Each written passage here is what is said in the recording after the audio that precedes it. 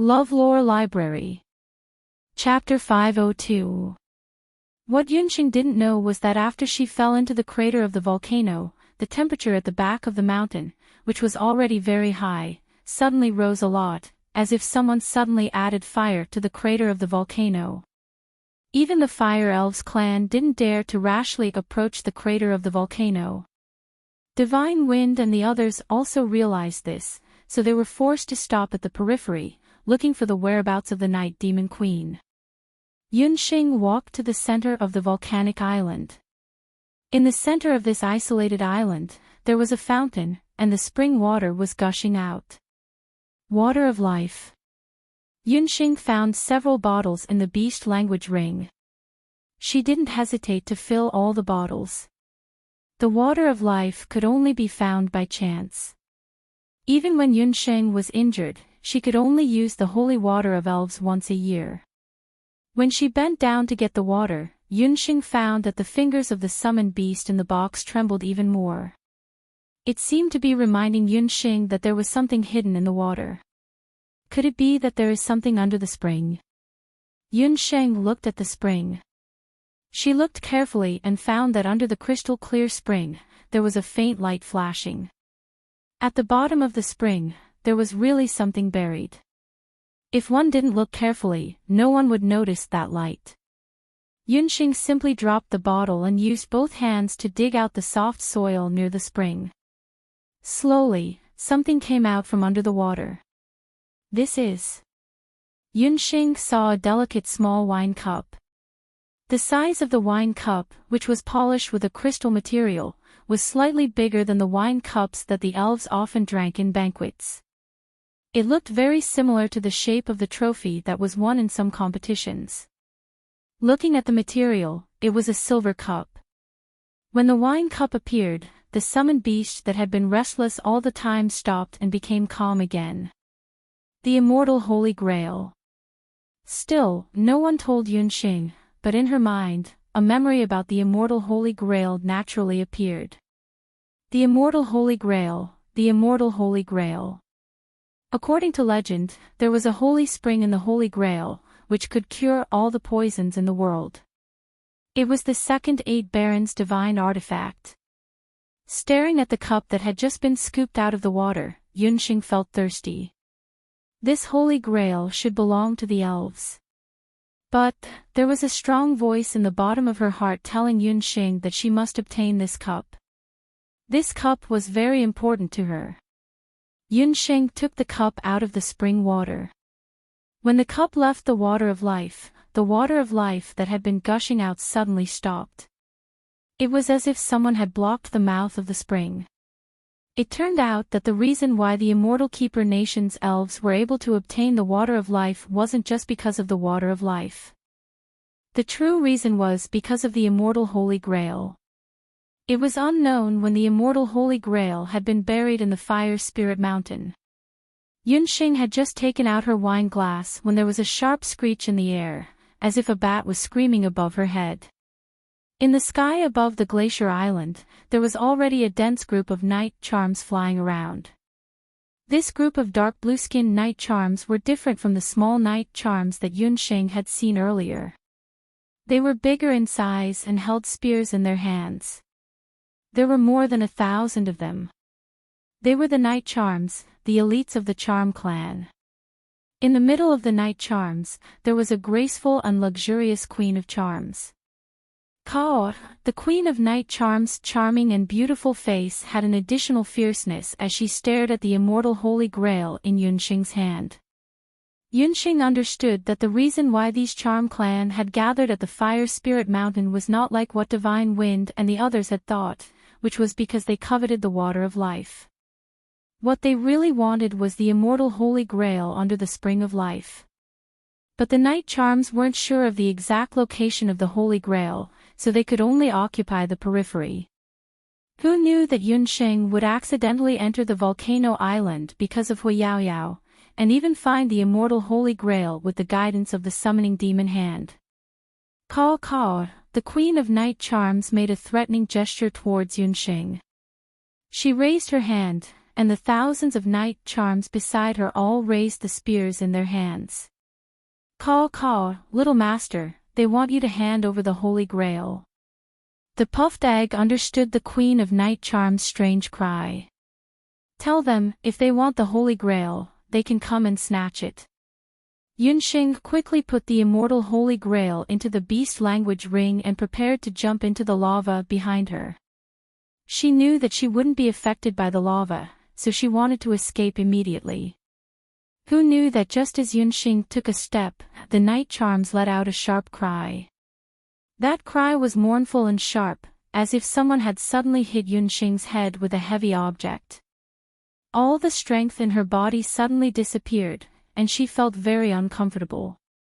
Yunxing hugged her head and knelt on the ground in pain. The night charm's sound wave attack was really powerful. "Master, let me merge with you quickly." Second battle technique. The Queen of Night Charm's demonic sound wave was very powerful, but it had no effect on the puffed egg. "I don't remember. I don't remember anything." Yunxing wanted to, but she couldn't. She didn't remember what a fusion battle technique was, and she also didn't remember what a summoner was. Yunxing's forehead suddenly hurt. The Elven Queen's seal, where the Elven Hellfire brand was originally, was boiling hot. The more Yunxing thought about it, the more her head felt like it was going to explode, preventing her from thinking any further. She was now just a piece of trash. The puffed egg was also anxious. It didn't care so much anymore. It flapped its wings and ignored the spears of the night charms. The puffed egg used one wing to cover Yunxing, and only used one wing to fly forward. "Caw, caw, it doesn't hurt or itch, you bunch of useless night charms." The puffed egg didn't forget to use its butt to aim at the angry night charms while flying, and kept attacking them verbally. "Caw, caw, caw." The Queen of Night Charms was also angry. No one, not even the elves, dared to look down on her existence like this. That egg. The night charms were like headless flies, following the puffed egg and flying away from the volcanic island. The situation looked very comical. A group of night charms followed behind a flying egg that was stumbling. "You said little Xing accidentally fell into the crater of the volcano. How could this be? Hui Yao Yao, did you do something?" When Divine Wind learned that Yunxing fell into the crater of the volcano, he only felt a wave of depression in his heart.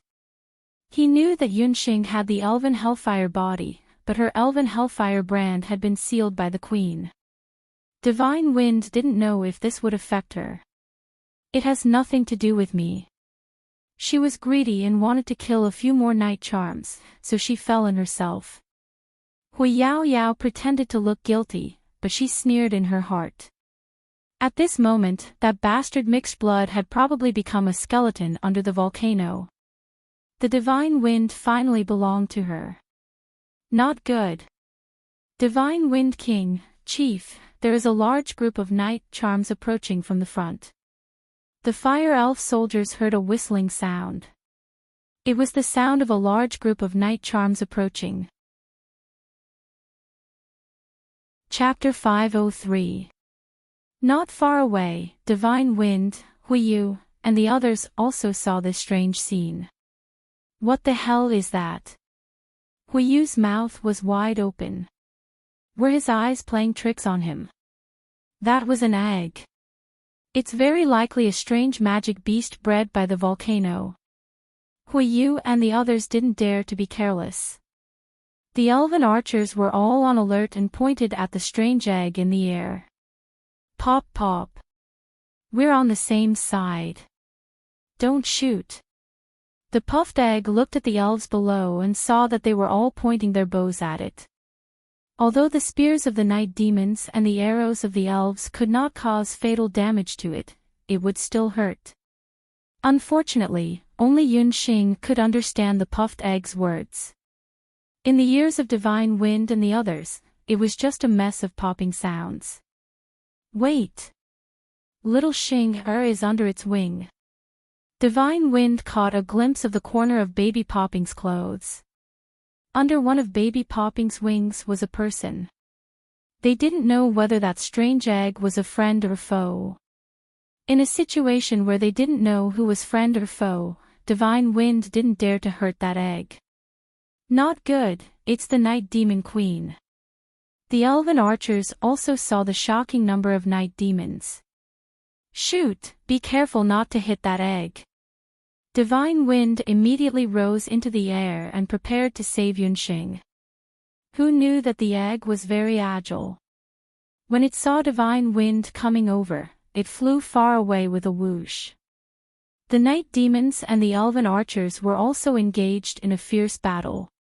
But compared to the well-trained palace archers, although the night demons had a large number, most of their attacks were not organized. In just a moment, nearly 100 night demons were killed. On the other hand, the elven archers were getting braver as they fought. Huiyu also commanded the warriors of the fire elves to attack the night demons with fire arrows and various fire walls from time to time. The Night Demon Queen saw her subordinates die one by one under the arrows and was so angry that she screamed. She was resentful and blamed Yunxing for taking away the immortal Holy Grail that she coveted the most. The Night Demon Queen let out a piercing scream. When all the night demons heard the sound, they suddenly raised the spears in their hands and shot towards the sky together. That scene was so soul-stirring. The 1,000 night demons did not hesitate at all. They solemnly closed their eyes. The sharp spears stabbed down like a rain of arrows, piercing the throats of the night demons and piercing their chests. The corpses of the night demons fell from the sky. Their blue-green blood splashed and rolled into the lava, dyeing the lava a blue-green color. Not good. Night Demon Queen had gone mad. Retreat. Everyone, withdraw from the Fire Fairy's sacred mountain immediately. Huiyu turned pale with fright. He didn't understand why the Night Demon Queen would suddenly order the night demons to do such a thing, but his intuition told him that such a strange action was very similar to the Night Demon sacrificial ceremony. Huiyu's clansmen and the Night Demon Queen had fought against each other several times.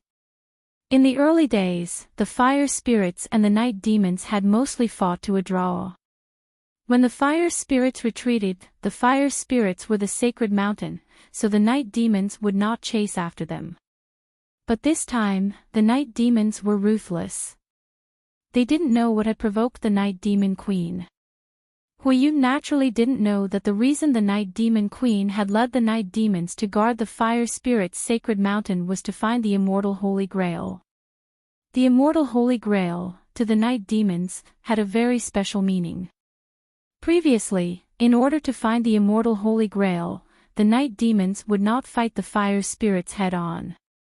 But Yunxing accidentally intruded and took away the immortal Holy Grail, which forced the Night Demon Queen to go mad. She swore to take back the immortal Holy Grail. When the 1,000 night demon warriors died at the same time, the blue-green blood gathered together and flowed unceasingly to the Night Demon Queen, forming a magic array. The enchanting Night Demon Queen had a solemn expression. She stared at the sky and muttered. As the magic array was activated, the Night Demon Queen's mouth let out a melodious song. Blood Prison Demon Song, the Night Demon Clan's Supreme Demon Song. The singing was like a young girl's, so beautiful that those who heard the song forgot that they were in the middle of a fierce battle. The elves put down the bows in their hands, intoxicated by the song. Even Divine Wind, Huiyu, Huiyaoyao, and the others felt that they had no fighting spirit. Listening to the beautiful song, they all fell into a state where they forgot about themselves. Suddenly, blue-green blood light flashed in the magic array. Ghostly voices floated out from the magic array. They turned into evil spirits and pounced on the elves. Thousands of evil spirits bared their fangs and brandished their claws, tearing and gnawing at the elves' flesh and blood, letting out disgusting cackles. The fire spirit's sacred mountain was covered in blood. It had become a hell for evil spirits. Beside Yunxing's ears, she could also hear that terrifying singing voice intermittently. When she first heard the song, she also unconsciously fell into it. Scenes of illusions floated in her mind. In Yunxing's mind, strange memory fragments appeared one after another. In the fragments, there were many figures swaying. Father. Night Fox. Mother. Yun residence. Listening to the song, the names and figures overlapped in Yunxing's mind. At the same time, the zither song that was played at the birthday banquet appeared in her mind. 2, 2, 2. Her forehead jumped as if something was going to drill out of it. The puffed egg also realized that its little master seemed to be uncomfortable. It put Yunxing on the ground. Yunxing subconsciously took out the 1,000-year ice zither. That zither song. She realized that this zither song might be able to alleviate her current predicament. If she didn't break the blood prison demon song, divine wind, and those innocent elves would all die here. Resisting the pain in her head, Yunxing's fingers gently plucked the zither strings. The zither music sounded. The unique melody of the Di Hong song played in the fire spirit's sacred mountain. The elves, who had fallen into a state of madness, suddenly woke up. As soon as they opened their eyes, they were shocked to find those ghosts. Divine wind broke apart a few wind blades in his hands, cutting a few ghosts that were close to him in half. He followed the sound of the zither and looked over. He saw Yunxing sitting cross-legged not far away. Her expression was peaceful. Her fingers stroked the surface of the zither like a breeze. The music of the Blood Prison Demon song and the Di Hong song collided. Even Queen Night Demon didn't understand why that seemingly ordinary mixed blood elf girl could play the zither music that could break the Blood Prison Demon song. The two kinds of music were completely different. One was like the sound of nature, and the other was like the song of a ghost prison. Neither Yunxing nor Queen Night Demon stopped. They were secretly competing. Hui Yaoyao's beautiful eyes were full of resentment when she saw that Yunxing didn't die. While Divine Wind, Hui Yu, and the other elves were immersed in the two different kinds of music, she secretly picked up her bow and arrow.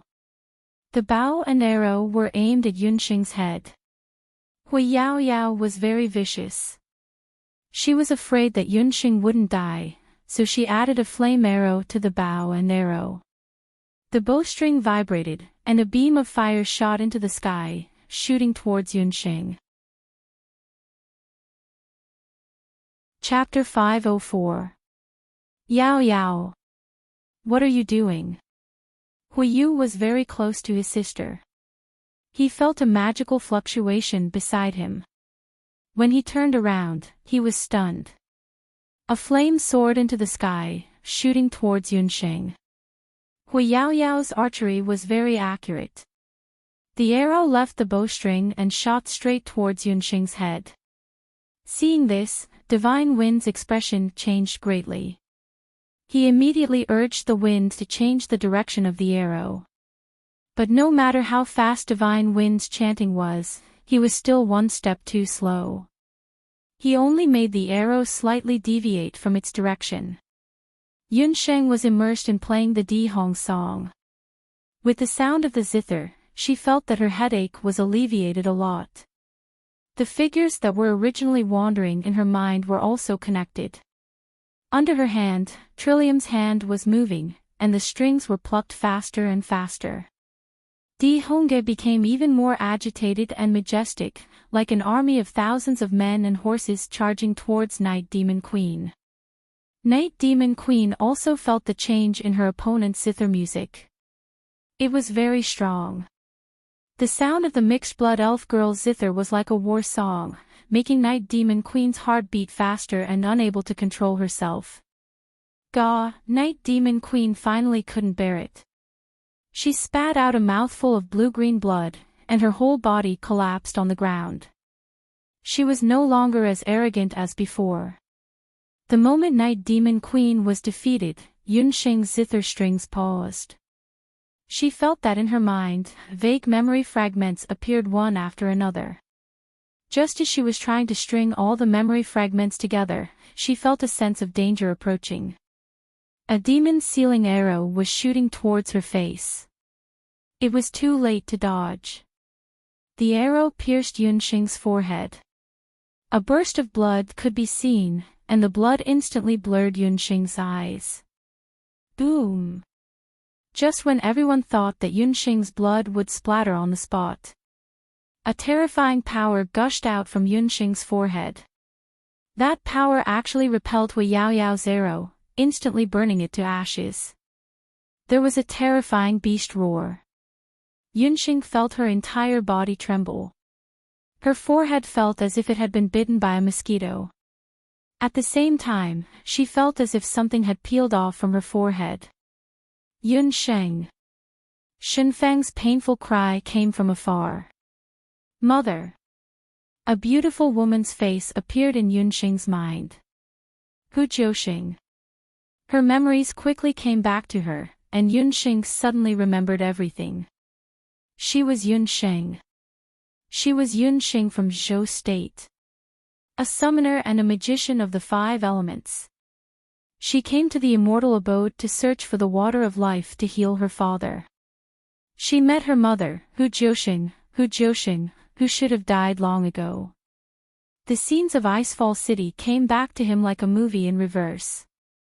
In the chaos, Yunxing heard the Night Demon Queen's sharp cry. Without hesitation, the beast language ring on Yunxing's hand flickered.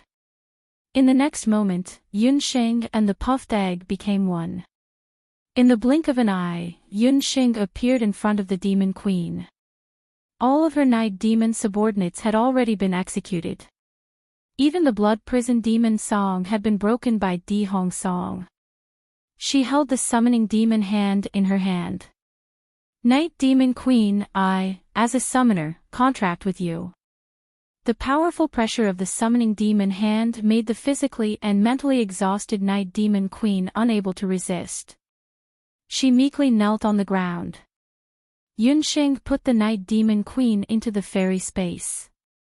Yunxing. So you're not a fairy. Hui Yaoyao was dumbstruck. Shenfeng looked at Yunxing in a daze. She finally recovered her memories. On her forehead, where the demon's sealing arrow had just pierced, there was only a red mark left. A bright red fairy hellfire brand appeared on Yunxing's forehead. That arrow had unintentionally broken the Elven Queen's magic seal. Unexpectedly, Hui Yaoyao's arrow made Yunxing recover her memories. A summoner was a summoner of the human race. Unexpectedly, the girl who was carefully protected by the Holy Wind King as the apple of his eye turned out to be a human. The elves were at a loss. At the same time, they also realized that Yunxing was a very powerful summoner. Just now, she had contracted the Night Demon Queen. The Night Demon Queen was an existence comparable to a king fairy. The Yunxing in front of them was clearly Yunxing. But she was not Yunxing. An ice zither, a pair of black eyes.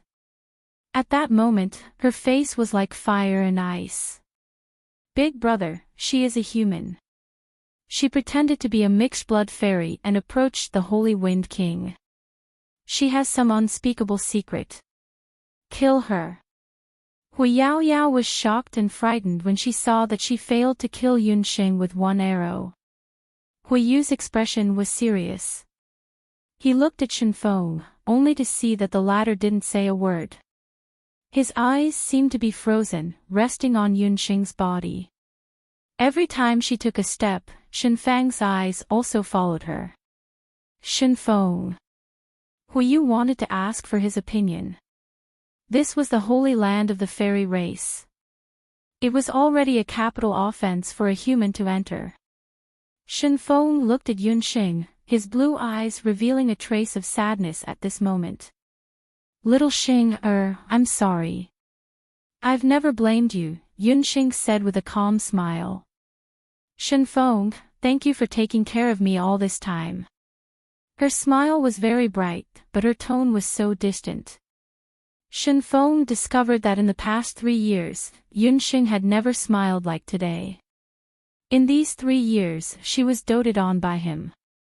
She seemed to be carefree every day, but there was never a day when she would smile like this. He thought that he had given her the greatest freedom, but in fact, he had broken her wings. Shenfeng felt a burst of regret in his heart, but this regret came too late. He knew that it was impossible for him and Yunxing to be together. Shenfeng. Are we just going to let it go like this? She probably entered the volcanic island and stole the water of life. That is the holy water of the fairy race. How can we allow others to sully it? Hui Yao Yao said angrily. Steal. Yunxing sneered in her heart. Now that the immortal Holy Grail was already in her hands, did she still need to steal? Without the immortal Holy Grail, the water of life wouldn't change much in the short term. However, after a long time, the water of life would dry up. Now that she had contracted the Night Demon Queen, for the fairies who didn't know the truth, they would never know that the immortal Holy Grail was buried under the water of life. I won't let anyone hurt her. Shenfeng glanced at Huiyu. Yao Yao, forget it. Huiyu knew Shenfeng's temper. Shenfeng was the heir to the throne. The immortal keeper country would be his sooner or later. The fire fairy race would always be his subordinates. Moreover, Hui Yao Yao was indeed in the wrong for today's matter. Huiyu still wanted to settle the matter peacefully. Forget it. Who said that? Yunxing raised her eyebrows. First you pushed me into the volcano, then you secretly attacked me. With these two things added together, even if you want to forget it, you still have to ask whether I agree or not. Those who offend me, Yunxing, die. Chapter 505. When Huiyu and the fire elves heard this, their faces turned ugly. Divine Wind's expression changed. His blue eyes were as cold as ice. Hui Yao Yao dared to touch little Xing her. She had to die.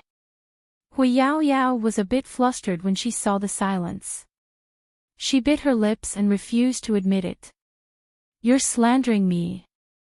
No one had seen her push Yunxing into the crater. Besides, Yunxing wasn't injured at all. Even if the first thing was slandering you, you sneak attacked me in front of everyone. Everyone clearly saw that I was kind enough to use the Di Hong song to break the Blood Hell Demon song, but you repaid my kindness with enmity and shot me with an arrow. You called me a lowly bastard, but when it comes to lowliness, no one is more lowly than you. Yunxing mocked.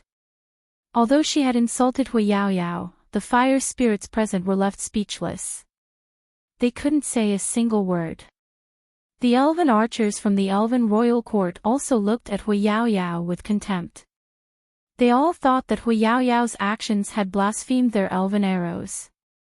Hui Yao Yao was a noble lady of the elven race. She was also beautiful and had always been the center of attention. She had never been humiliated to the point of being unable to raise her head. She looked at her elder brother Huiyu for help. But Huiyu could only shake his head helplessly. They had all seen Hui Yao Yao's despicable actions. If the fire fairies and Huiyu denied it, it would be a disgrace to the fire fairies' honor. For the elves, honor and integrity were the most important. Hui Yao Yao is an elven clansman. A clansman has made a mistake and should be punished by the patriarch. You should follow the rules, Divine Wind said indifferently. The moment Yunxing recovered her memories, he was shocked, annoyed, and a bit guilty. But Divine Wind also knew that everything had already happened.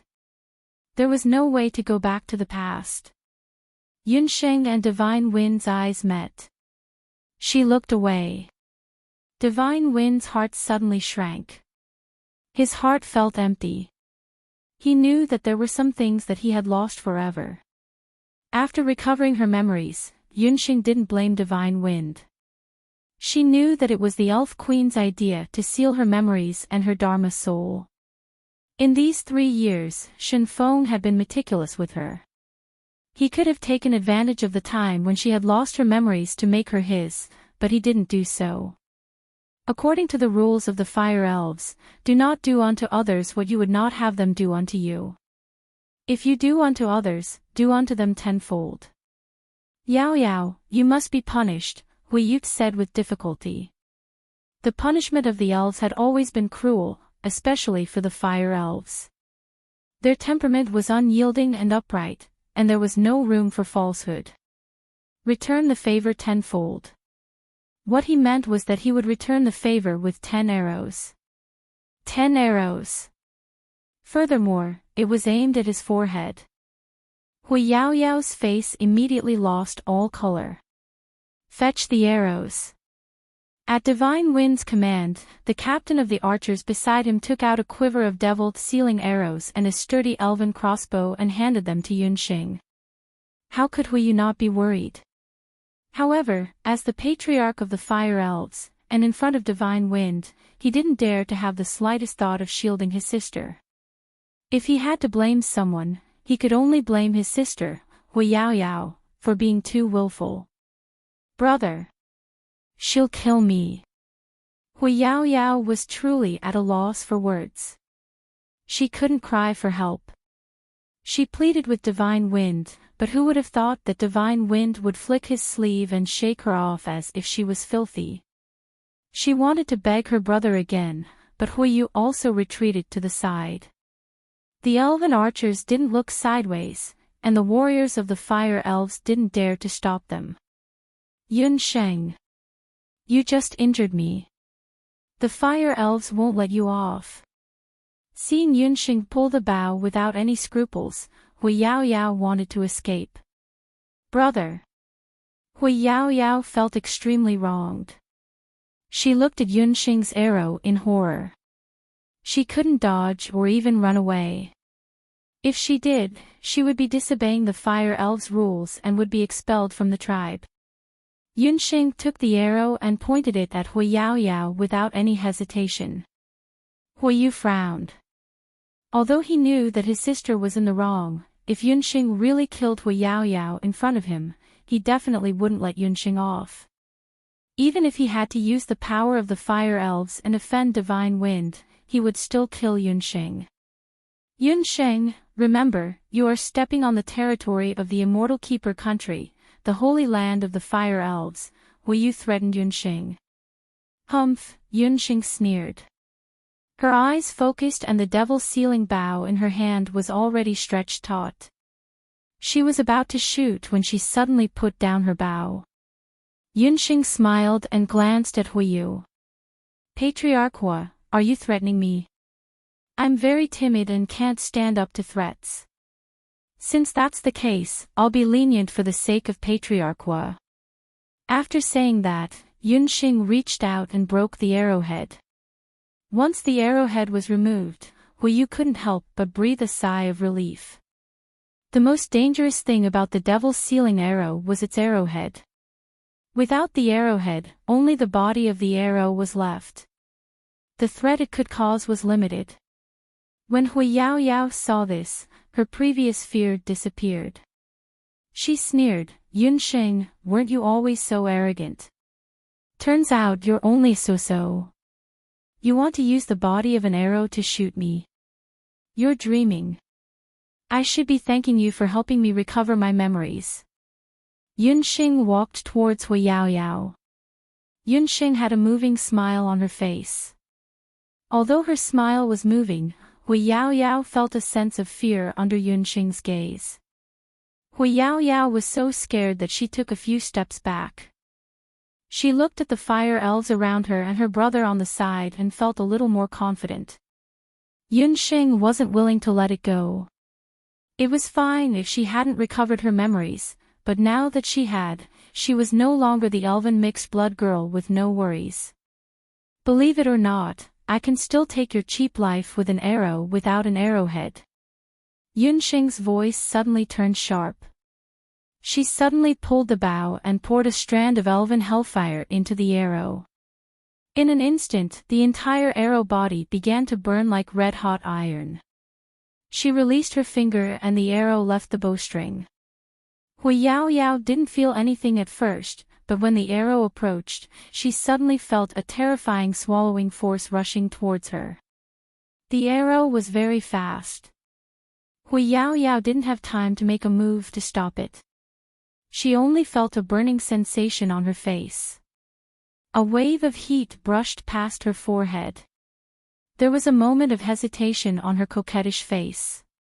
Suddenly, her forehead erupted like a volcano. "Ah!" Hui Yao Yao screamed. At the same time, her forehead was pierced by the arrow. Her whole body instantly burned, turning into a flaming person. It was as if someone had poured a basin of oil on her. "Yun Sheng! You dare!" Hui Yu saw this scene and was about to explode in anger. "Quickly save the young miss." Chapter 506. The arrow just now had come too quickly. Everyone had clearly seen that Yunxing had already broken the arrowhead, so how could it still pierce through Hui Yao Yao's head? Furthermore, there was such a huge fire on her body. Who dares to go up? That's elven hellfire. Even if you're a member of the elven tribe, you'll die if you touch it. Yunxing held her bow horizontally, her gaze like a torch. At that moment, even Hui Yu felt intimidated. Elven hellfire. The elves who wanted to attack all stopped. When the fire elves heard this name, they felt their knees go weak. They looked at Hui Yao Yao in alarm. The fire spirit clan's physique made them innately unafraid of fire. They weren't afraid of any ordinary flames. Even fire element magic was much less harmful to them compared to ordinary people. Judging from the intensity of the fire on Hui Yao Yao's body was indeed not ordinary. Hui Yao Yao wailed in pain. Hui Yu couldn't bear to watch and wanted to save her, but as soon as he touched the fire, his body was burned with blisters. Even the patriarch was like this, not to mention the other fire elves. The fire elves could only watch as Hui Yao Yao was burned to ashes. Divine Wind saw all of this, but didn't show much surprise. What kind of person was Yunxing? She was the bloody lowly that made the entire Zhou state's hunting world tremble. Roses had thorns in the end. It was like this when she was young, let alone now. She had lived in the immortal Zhou nation for 3 years and lost her memory. But once she regained her memories, she would be the haggard Yunxing again. Hui Yao Yao had framed her twice. If she let it go, then she wouldn't be Yunxing. The other elves also had looks of disdain. They also despised Hui Yao Yao's actions. They felt that her actions had lost face for the elves. Her life and death had nothing to do with them.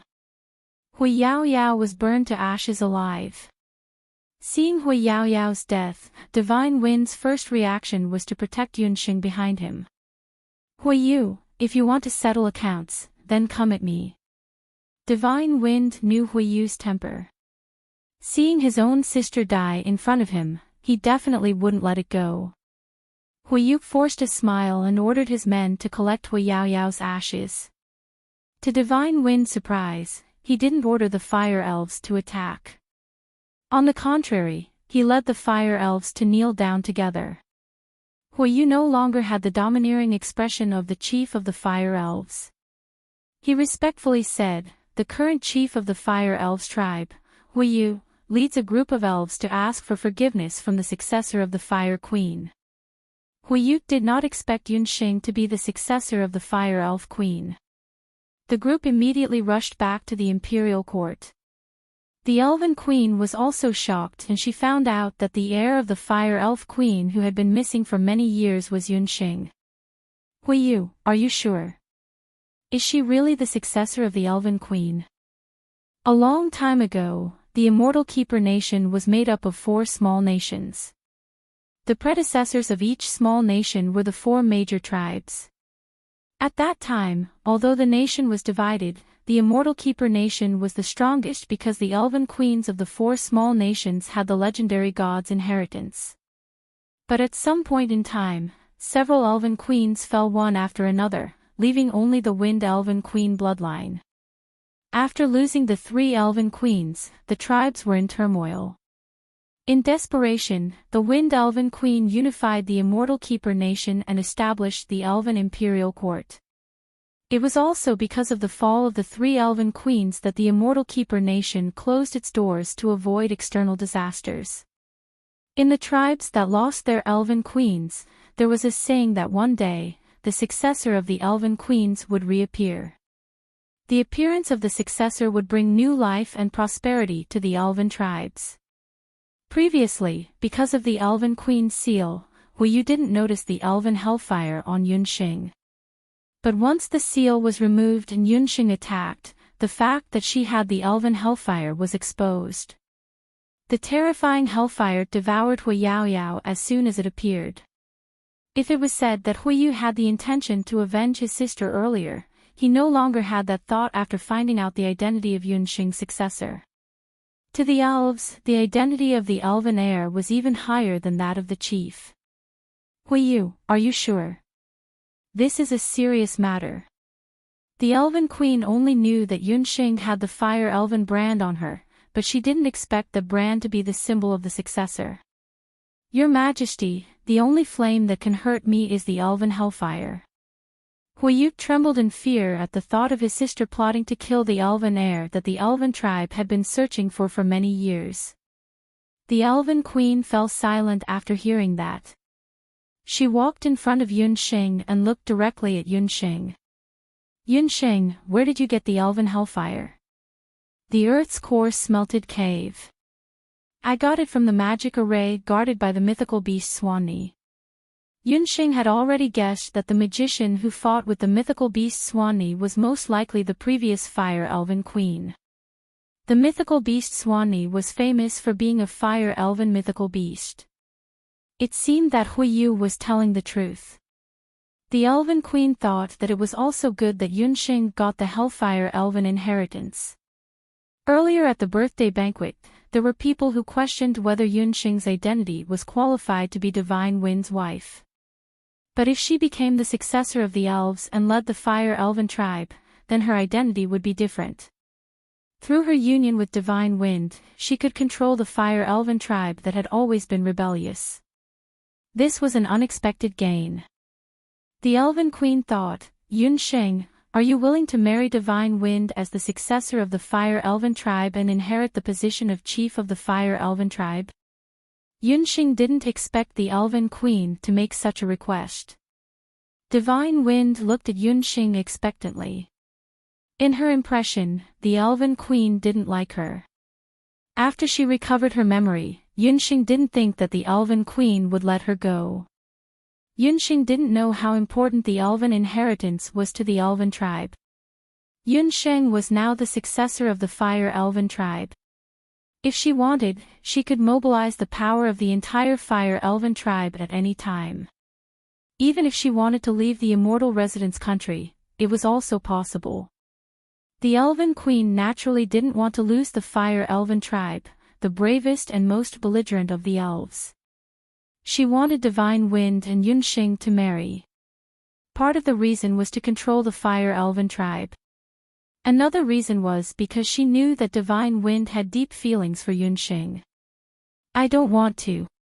Although he already knew that Yunxing would say this, when those words came out of Yunxing's mouth, Divine Wind's heart couldn't help but ache. It's not up to you to not want to. The Elven Queen's expression froze. A tornado surrounded Yunxing. When Huiyu and the others saw this, they hurriedly stood up, wanting to protect Yunxing. Yunxing, you are really ungrateful. 3 years ago, I could save you. 3 years later, I could destroy you. How can the Immortal Residence country be a place where you can come and go as you please? The Elven Queen was furious. She thought that Yunxing should at least know how to be grateful. Chapter 507. 3 years ago, for her sake, Divine Wind had put down his status and didn't hesitate to fall out with her, his mother, in order to keep Yunxing by his side. As soon as she regained her memories, she wanted to leave.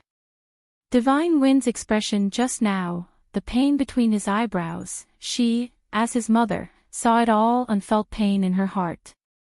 Elven Queen, even if you tear me to pieces, I won't change my mind. Yunxing was fearless in the face of the tornado that could tear her to pieces at any time. Queen. Please be merciful, an inheritor is hard to come by in 1,000 years. Huiyu, including the fire elves, were all on guard. Elf Queen, Yunxing will always remember your care for the past 3 years. You want me to stay because you love Divine Wind, I understand. But who doesn't have family and friends? Yunxing paused. My father is now heavily poisoned and has been in a coma for 6 years, waiting for me to go back and treat him. I always thought that my mother had died. It wasn't until 3 years ago that I found out that my mother was still alive, but she doesn't recognize me at all. Let me ask you, if it were you, Elf Queen, would you be able to abandon your parents, stay in the immortal Jew nation, and live a happy life? Yunxing's words heavily struck the hearts of everyone present. After recovering her memories, Yunxing had suffered every minute and second. She was worried that in the 3 years she lived happily in the immortal Jew nation, too many unexpected things had happened on the continent. She was even more afraid that by the time she rushed back to Zhou State, everything would be too late. The Elf Queen couldn't help but be moved. She also didn't expect that Yunxing, at such a young age, would carry so many burdens. Mother Empress, let her go, Divine Wind said with great difficulty. Divine Wind. Are you really willing to let her go? If she leaves, she will never come back. The Elf Queen could see Divine Wind's pain. She knew how deep Divine Wind's love for Yunxing was. In the past 3 years, she hadn't paid attention to Divine Wind at all times. Divine Wind was of noble birth. Since he was young, he could get whatever he wanted. But it was Yunxing. He couldn't ask for more, but he couldn't let go. This would be the biggest obstacle to his growth. Shenfeng smiled bitterly. He looked at Yunxing. His peerless face was as gentle as before. It was so gentle that it could make people drunk. Little Xing, have you ever loved me? Yunxing was silent. Her heart spun 1,000 times. She already had an answer, but her tongue seemed to weigh 1,000 pounds. She couldn't say anything. She didn't hate Kamikaze. No one would hate a man who was wholeheartedly good to them. Moreover, that man was gentle, considerate, and had a noble background. In the past 3 years, Yunxing could be said to like Divine Wind. But that was just love. Although she had lost her memory, Yunxing subconsciously treated Divine Wind as the only person she could get close to. She was an orphan since she was young. She didn't have any brothers or sisters. Divine Wind was knowledgeable, skilled in both literature and martial arts. He could be said to be the ideal big brother for all the girls in the world. He was her big brother, but not her lover. Moreover, Yunxing couldn't stay in the immortal residence. She still had many things to do. Together with Divine Wind, Yunxing could forget all her worries. At the end of July, he would carry Yunxing to the highest branch of the king tree and accompany her to watch the stars for an entire night. He would also hold her trembling hands and help her adjust the bowstring.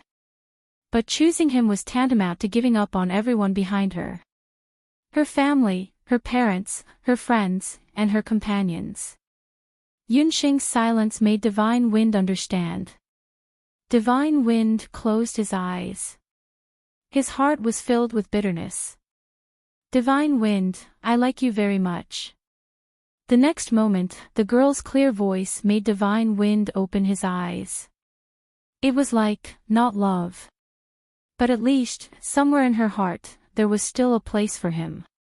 At that moment, Divine Wind's heart was filled with mixed feelings. Mother Empress, let her go. In exchange, I am willing to inherit the throne and protect the immortal Residence Nation for the rest of my life. Divine Wind knelt on one knee and sincerely begged the Elven Queen. 3 years ago, it was a similar situation. But at that time, Divine Wind had only agreed to inherit the throne. But today, he was willing to completely give up his freedom and let Yunxing leave. The Elven Queen sighed.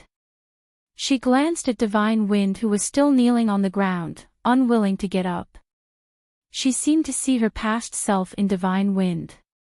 Mother and son, in the end, both chose to give up their happiness. Sometimes, letting go was also a kind of happiness. Under Divine Wind's insistence, Yunxing left. Divine Wind was sitting in the study room. He was reviewing memorials as usual. The female official beside him reminded, Crown Prince, Miss Yun is leaving. Divine Wind didn't say a word. His eyes were still glued to the memorial. The female official looked at Divine Wind's appearance and sighed softly. Suddenly, Divine Wind put down the memorial and his figure rushed out like an arrow. In the blink of an eye, he arrived in the sky above Icefall City. At the edge of the vast snow forest sea, Yunxing's figure had already disappeared in a white mist. She still left. Divine Wind was stunned for a moment. Suddenly, a burst of zither music reached his ears. The sound of the zither was intermittent and incessant. Divine Wind seemed to hear Yunxing in his ears. The sound of the zither was continuous, as if it was narrating the bits and pieces of him and Yunxing spent the past 3 years together. Little Sheng, if one day you are tired, I will always be here waiting for you. His voice spread far and wide. The figure in front of him paused. Yunxing lowered her head, hot tears hovering in her eyes. The immortal Residence Nation was a place away from worldly affairs. Here, time seemed to have stopped. Yunxing now had a half-elf body. Her physique had become purer and her 5 senses had become sharper. Yunxing heard Divine Wind's voice, but she didn't turn around. She was afraid that if she did, she wouldn't be able to hold back her tears. It had been 3 years. Although the moment she regained consciousness, she resented Divine Wind. She resented Divine Wind for causing her to lose her memories and leave behind so many people who were important to her. But she knew that Divine Wind's love for her was sincere. In this world, it would be difficult to find someone who was so pure and good to her. Divine Wind, I'm sorry. Yunxing carried the zither and walked out of the snow forest sea step by step. Divine Wind gazed into the distance. The corners of his mouth slightly bent down, his throat trembled, and his eyes were moist. He had thousands of words to say, but in the end, he didn't say them. I used my freedom in exchange for yours. Yunxing, Empress Mother said that I was the most unruly wind in the immortal Residence Nation. When I met you, I was already unable to move forward. This was his first love in his life. Yunxing was a cool breeze in his life. In those 3 years, the wind stayed by his side. Unfortunately, the wind would always be the wind. She would leave one day. Divine Wind raised his hand, as if to grab the figure in the depths of the snow forest sea who was gradually walking away. A wisp of wind blew, warm and moist. The wind only lingered on his hand for a moment, affectionate and heartless, then left. Even that moment was enough to warm Divine Wind for a lifetime. Chapter 508. In the snow forest sea, the cedar trees moved away one by one as Yunxing walked out of the snow forest sea. The cold aura gradually disappeared, leaving behind a verdant landscape. I'm back. Looking at the immortal Ju country behind her, the scenery in front of her is still the same. Yunxing smiled. At that moment, even the most dazzling autumn sunshine was overshadowed. After Yunxing left the immortal Zhu country, she went all the way south, rushing to Zhou state. In 3 years, she cut off contact with everyone. Yun mentioned, second uncle, little Si Entong, Night Fox, she has a lot of things to tell them. Yunxing stopped for a short time on the way and released all the magical beasts in the exquisite beast pagoda. Just as she released the magical beasts, she heard a howl. A black shadow scurried over and flipped Yunxing to the ground. The black mastiff, which is as tall as Yunxing, licked Yunxing's face several times. Its wet tongue made Yunxing's face full of saliva. Xiao He. Yunxing found out that the black shadow was actually Xiao He. For 3 years, the exquisite beast pagoda stored in the beast language ring has been placed in the Elf Queen's imperial study. Due to the special nature of the beast language ring, the Elf Queen can't check the items in the beast language ring. The exquisite beast pagoda and the summoning devil's hand, these 2 treasures were saved from falling into the hands of others. The immortal Zhu country is a land of elves. The spiritual energy here is very pure. The magical beasts in the exquisite beast pagoda have been cultivating under such unique conditions for 3 years. Coupled with the exquisite beast pagoda itself, in 3 years, Yunxing's magical beasts have all undergone amazing changes except for the puffed egg. Little Black's transformation was especially shocking. He had grown from the size of a pet dog to an adult mastiff the size of a small pony. He had black fur all over his body, and his hair was slightly curly. His mastiff's eyes were as fierce as a wolf's. Its temperament was also more brutal than before. Other than Yunxing, even if Egg Burglar approached, it would bare its ghastly teeth and issue a warning to the person. The 100-legged ant general transformed from an early commander rank magical beast to a peak commander rank magical beast. He can now hatch tens of thousands of ant beasts in a day and night. The one who changed the least was the puffed egg. Its body is still pink, and its pair of wings is still the same. Yunxing was speechless when she heard the same bo-bo that came and went every day. Yunxing and Hu Jiuxing, she didn't have a chance to ask Hu Jiuxing what kind of magical beast puffed egg. Finally, Yunxing's gaze fell on the Night Demon Queen who has just been successfully contracted. Among the magical beasts, the Night Demon Queen should be said to be the highest rank. Her appearance, other than the color of her skin, is the closest to a human. It can be said that she is a miniature version of a human. After the Night Demon Queen was contracted by Yunxing, Yunxing extracted some useful memories from her memory. Among them is the reason why the Night Demon Queen entered the Fire Elves' sacred mountain to find the immortal Holy Grail. The reason why the Night Demon Queen is looking for the immortal Holy Grail is to use the purest spring of life flowing from the immortal Holy Grail to purify the Night Demon's body. As everyone knows, the Night Demon is a type of nocturnal magical beast. Their body is because of their special blue-green skin. This kind of skin, once exposed to sunlight, will be burned and even die. There has always been a legend about the Night Demon's special body. The Night Demon clan was originally a mixed race of elves. Their first queen is a very beautiful mixed-blood elven singer. She has a very beautiful voice and unparalleled beauty. Because of this, she won the love of a young noble in the elven race. But that young noble's fiancé, because of jealousy, secretly poisoned the mixed-blood elf. The poisoned mixed-blood elf's snow-white skin turned into an ugly blue-green color. She can't see the light and can only hide in the darkest depths of the forest valley. That was the ancestor of the Night Demon clan. Starting from the first Night Demon Queen, many generations of Night Demons after that were the same. And because they can't see the light, most of the Night Demons can only appear at night. Their bodies are very weak and generally can't live past 30 years old. Such a short life brought endless pain to countless Night Demons. They had been searching for all sorts of ways to reverse their tragic fate. So it has been like this since your ancestors? Why didn't you think of using the Spring of Life until now? Yunsheng is very familiar with the history of the elves. Although the Spring of Life is precious, with the strength of the Night Demon clan, it is not difficult to steal a bottle. The Spring of Life can't change our bodies.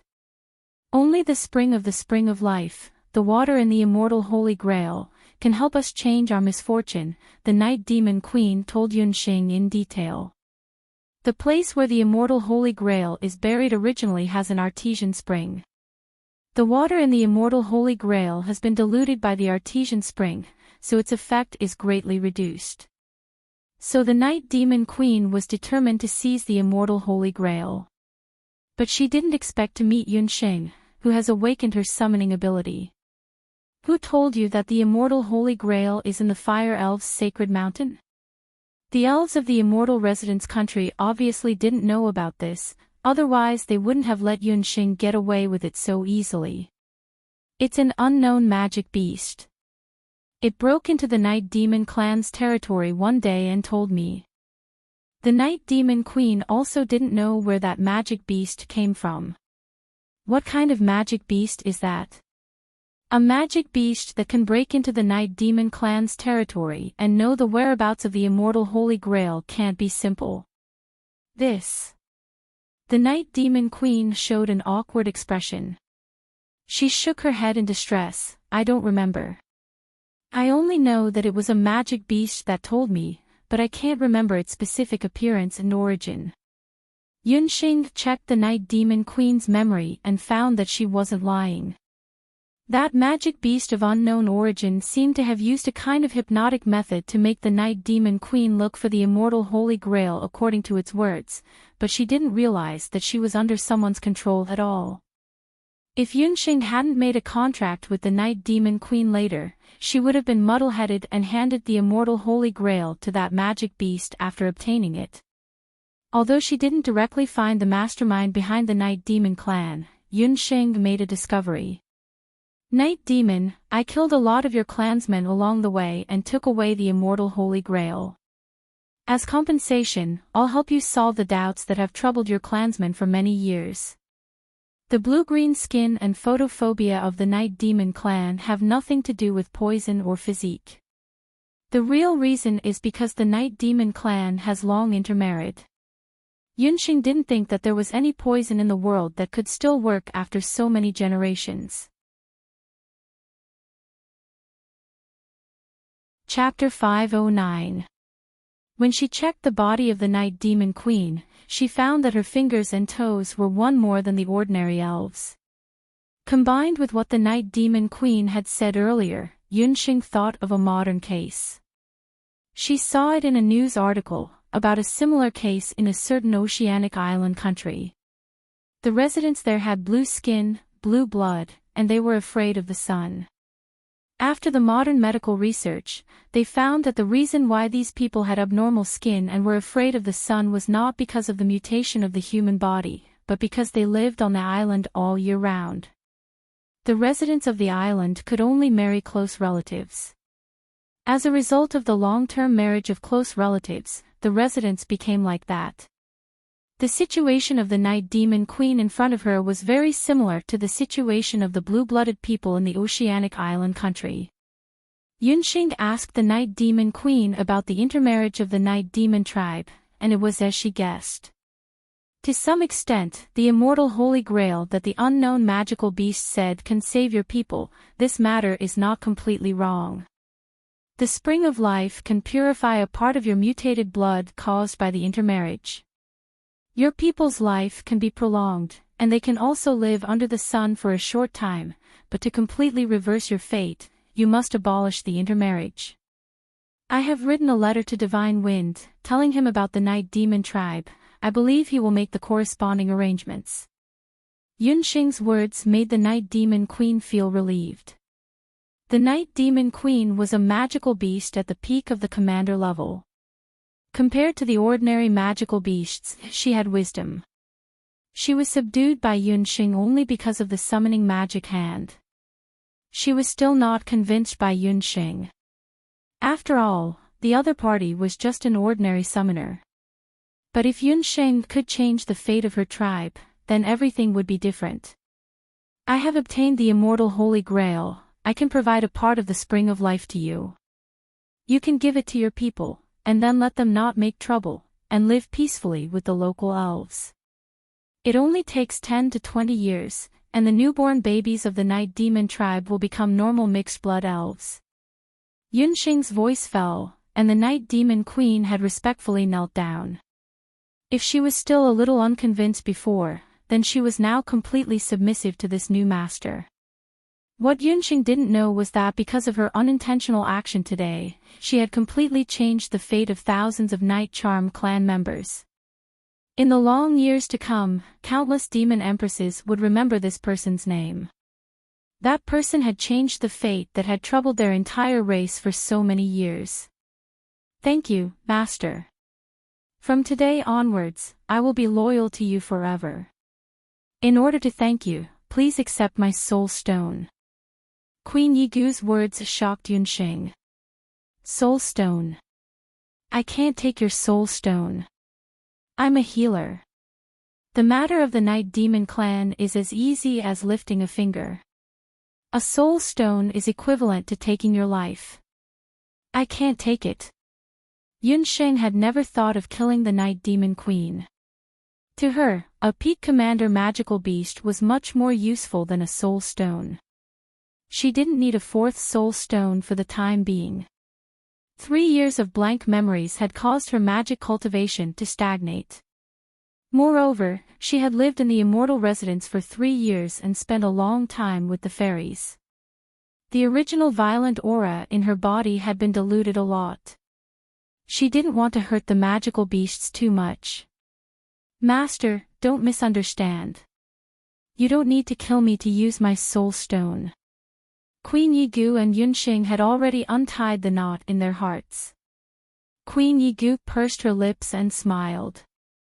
She boldly said, Master, if I'm not wrong, there's already a soul stone of the demon clan on your magic scepter.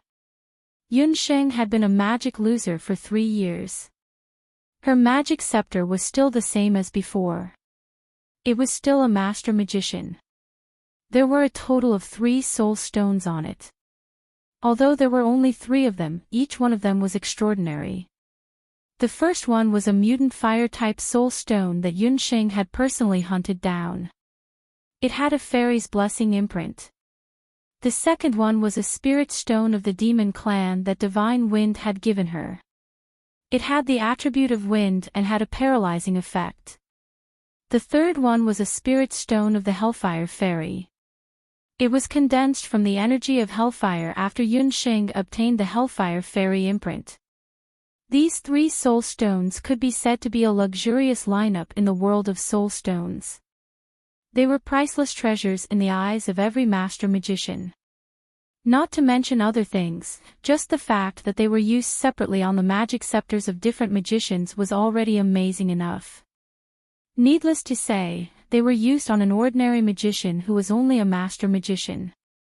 The soul stone of the demon clan is very special. It can exist in the form of a living body. Master, you don't need to kill me to get your 4th soul stone. After Queen Yigu finished speaking, her graceful figure transformed into a ray of black light and attached to the magic scepter. There was actually an additional soul stone on the magic scepter. The 4th soul stone. What was going on? Before Yunsheng could understand what was going on, she felt that her magic soul had changed. Yunsheng was very familiar with this feeling. It was the feeling of breaking through. In the past 3 years, Yunsheng had almost never done magic meditation because of her amnesia. But this did not mean that her magic cultivation had not improved. On the contrary, because she was in the immortal Ju nation, she absorbed the purest elven magic elements every day. The water fairy element on her body is the strongest I have ever seen, even stronger than the water fairy clan's patriarch. You must subdue her and use her for you. Queen Night Demon secretly told Yunsheng. Queen Night Demon lived in the dark all year round. Her scheming mind was much better than Yunxing's. The immortal Jew country was an elf country, but as early as more than 1,000 years ago, the 4 fairy queens of the 4 natural elements had fallen one after another. The Wind Fairy Queen was the only one left. The other 3 fairy queens' inheritances had been lost. For many years, the elf clan's elves had been looking for the inheritances left behind by the 3 fairy queens. Yunxing inadvertently obtained the inheritance of the Fire Fairy Queen. The Fairy Hellfire was the inheritance of the Fire Fairy Queen. Among the elves, there had always been a legend that the one who could obtain the inheritance of the Fairy Queen would be the next Fairy Queen. Therefore, those fire elves were in awe of Yunxing. Even the Fire Fairy clan's patriarch, Huiyu, had to bow his head when he saw Yunxing. Yunxing also realized that after the little fairy appeared, there was a kind of fresh water fragrance in the surroundings, as if everything had been washed. Although the little fellow was very young, her strength was not small. If she is really the successor of the Water Fairy Queen, why don't we send her back to the Water Fairy clan? Yunxing had secretly taken away the immortal Holy Grail, and she already owed the elves, especially the Divine Wind. Moreover, the inheritance of the elves was so important. Yunxing did not want to break the inheritance of the 4 fairy queens. Master, you have good intentions, but look at her appearance. She is clearly a child who has not grown up yet. She is completely naive. Right now, the immortal Jew country is not as peaceful as you think. I'm afraid that before she grows up, she will already be obliterated. Queen Night Demon was very disdainful of Yunxing's naive thinking. The elves were extremely xenophobic. Within the elf clan, there were also all kinds of scheming. Just by their attitude towards the Night Demon clan, one could see many problems. Yunxing could not help but think of the Fairy Queen's birthday banquet. She could roughly see the scheming between the various patriarchs and the elves. Looking at the little fairy that looked like a newborn, Yunxing couldn't help but hesitate. Yunxing thought for a while and also figured it out. She walked in front of the Water Fairy Queen. Little fellow, although I am not an elf, I have the scent of an elf on me. The elf tilted her head and wrinkled her delicate nose. Yes, you have the scent of at least 2 elves on you. You seem to be my companion. The elf's logic was very simple. Since her companion recognized Yunxing, then she should also recognize Yunxing. Then, are you willing to follow me to other places in the continent to take a look? After Yunxing obtained the immortal Holy Grail, she would definitely not return it in a short period of time. She still had to treat her father's illness. And the elf in front of her should be the source of the immortal Holy Grail's medical effects. The Water Fairy Queen was originally the fairy queen with the strongest healing ability among the 4 fairy queens. No, you are a human. My mother said that I can't trust humans. The elf was young, but her temper was very stubborn. Before she fell asleep in the immortal Holy Grail, she had received her mother's advice that she must be on guard against the human race. She refused to go, so what should she do? Yunxing looked at the elf's insistent face. After thinking for a while, she found a few gadgets from the storage ring. These were all the gadgets that Shenfeng had given her to play with earlier, from various snacks to all kinds of jewelry that girls liked. When Yunxing left, Shenfeng ordered people to give some of her things in his storage ring to Yunxing. Inside the storage ring, there were all kinds of things. There were also some precious treasures of the elf clan, as well as snacks, candied fruits, and gadgets that Yunxing liked when she was in the immortal Jew country. For girls, these were all very lethal. But the elf didn't even look at them. She was young and didn't dare to be interested in these things. Yunxing and Night Demon Queen looked at each other in dismay. They both had an impulse to tie up the little fellow and take her away directly. What is that thing? The elf's delicate little nose wrinkled. She noticed a wine jar among the pile of gadgets that Yunxing took out. Chapter 5:11. When Yunxing left, Divine Wind couldn't bear to see her off. Instead, he ordered someone to give Yunxing some of her things and his storage ring.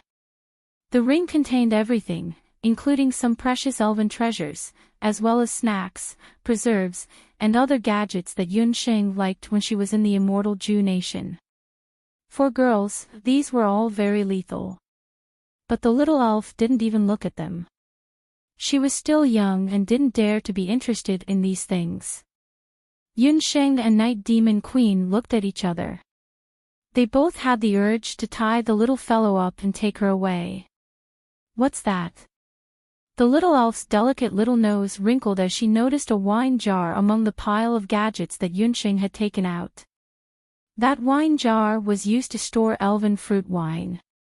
Yunxing didn't like drinking, but she had a special interest in the immortal Zhu nation's pomegranate wine. So, Divine Wind had also put 10 jars of top-quality elven fruit wine in his storage ring. The little elf's eyes lit up when she smelled the aroma of wine coming from the jar. She looked at Yunxing with a pitiful expression. It was obvious that she wanted to drink. Yunxing coughed and handed a cup to the little elf. The little elf took a small sip and a blissful expression appeared on her face. It's delicious. If I follow you, will I always be able to drink good things like this? The little elf's logic was simple. She had been sleeping in the sacred valley of the fire elves for so long, so she was actually quite lonely. Yunxing had the aura of another elven queen she liked, so she naturally had a good impression of Yunxing. Now that Yunxing had taken out something so delicious for her to drink, her impression of Yunxing skyrocketed. Sure. Yunxing pondered. Was the little elf an adult yet? Underage drinking, just like that, Yunxing used a small cup of elven fruit wine to successfully abduct the little fellow who possessed the inheritance of the Water Fairy Queen. The little fellow had lived in the immortal Holy Grail for several thousand years. She had no recollection of why she lived here and who it was that sealed her inside. It was just that she was tired of living in the palm-sized elven Holy Grail. After waking up, she refused to live in the immortal Holy Grail no matter what. She only promised to help Yunxing when she needed it. She would also allow Yunxing to use the Spring of Life. However, the appearance of the little elf was too special. Her petite figure and elven face were obviously not suitable for walking on the continent. I can live on your bracelet. The little elf didn't want to be attached to Yunxing's magic scepter with the Queen of the Night Demons. She didn't like the dark aura on Night Demon. The little fellow was even more unwilling to live in the airless beast language ring. Her watery eyes circled around Yunxing and suddenly found an excellent place to live. Yunxing's bracelet. When the little elf queen saw Yunxing's bracelet for the first time, she felt that the bracelet was nurturing extremely powerful energy. She was still young. After leaving the immortal Zhu nation, a place rich in spiritual energy, the turbid air on the continent could easily affect her constitution. However, if she could attach herself to the Fictional medical bracelet, she would be able to absorb the mysterious energy on the bracelet. This would be very beneficial to her growth. Yunxing agreed to her request. The little fellow turned into a ray of blue light and entered the Fictional medical bracelet. After the imprint of the elven hellfire appeared on the bracelet, it also had the imprint of the Water Fairy. Zhou State's Yujing City, Yun residence. Yunxing had been missing for 3 years. In these 3 years, Yunba had almost disappeared from the imperial court.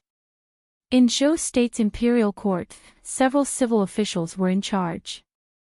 In terms of military generals, the Marquis of Jiayuan was the most powerful and gradually controlled the power of the Zhou State army. Xing'er has been missing for 3 years, Yun Songlong lamented. Today, as usual, he brought the Yuan Sha painting back to the residence of Yun to visit his father and brother. After Yunxing left, Yun Songhai had considered moving back to Yun residence out of consideration for his father and elder brother's safety. After all, Yunba couldn't use force and had resigned from his position as a general. In his early years, he had many old enemies in the imperial court and the battlefield. The guards of Yun residence were also not as good as before. Yun Songlong was worried that someone would take advantage of this opportunity to secretly attack Yun residence. However, old General Yun refused. In this residence, there are old and disabled people. Yu and Xiahua just got married and are still newlyweds. There's also some distance between here and the hunting squad. It's not convenient for you to travel back and forth.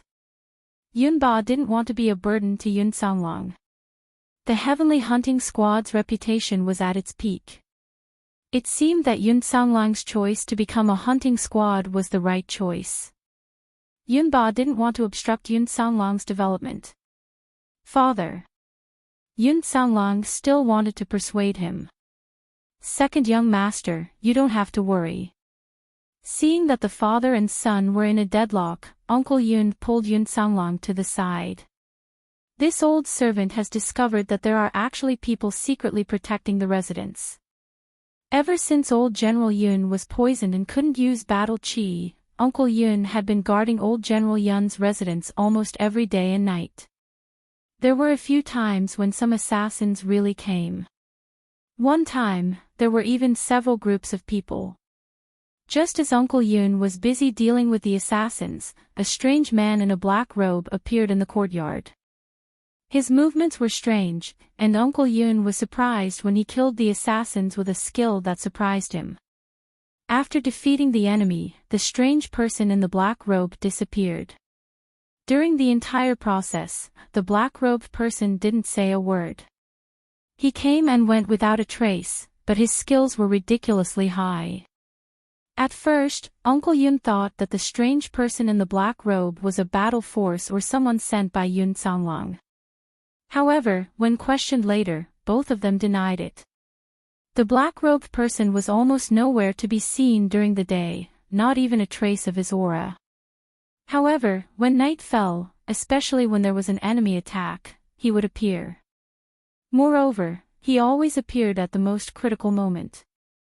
After many times, Uncle Yun knew that the black-robed person didn't have any ill intentions. Uncle Yun was happy to have another expert protecting Yun residence. When Yun Songlong heard Uncle Yun's words, he revealed a puzzled expression. Yun residence was actually hiding such an expert. Uncle Yun's skills weren't ordinary, but he had entered Yun residence so many times and even he couldn't detect the other party's presence. This person must be at least a warrior or sorcerer of the same level as battle force. However, in Zhou's state, who would protect Yun residence for 12 hours a day? Yun Songlong couldn't figure it out. Suddenly, he thought of a hunting squad that Zhou Quan had mentioned to him. That hunting squad was under the Heaven Expedition Hunting Corps in name, but even he, the commander, had never seen him even once. In the entire hunting corps, only Yun Xing and Zhou Quan had interacted with that hunting squad. This person had a strange name. He was called Tyrant Jean. It was said that Yun Xing had personally recommended him into the Heaven Expedition Hunting Corps.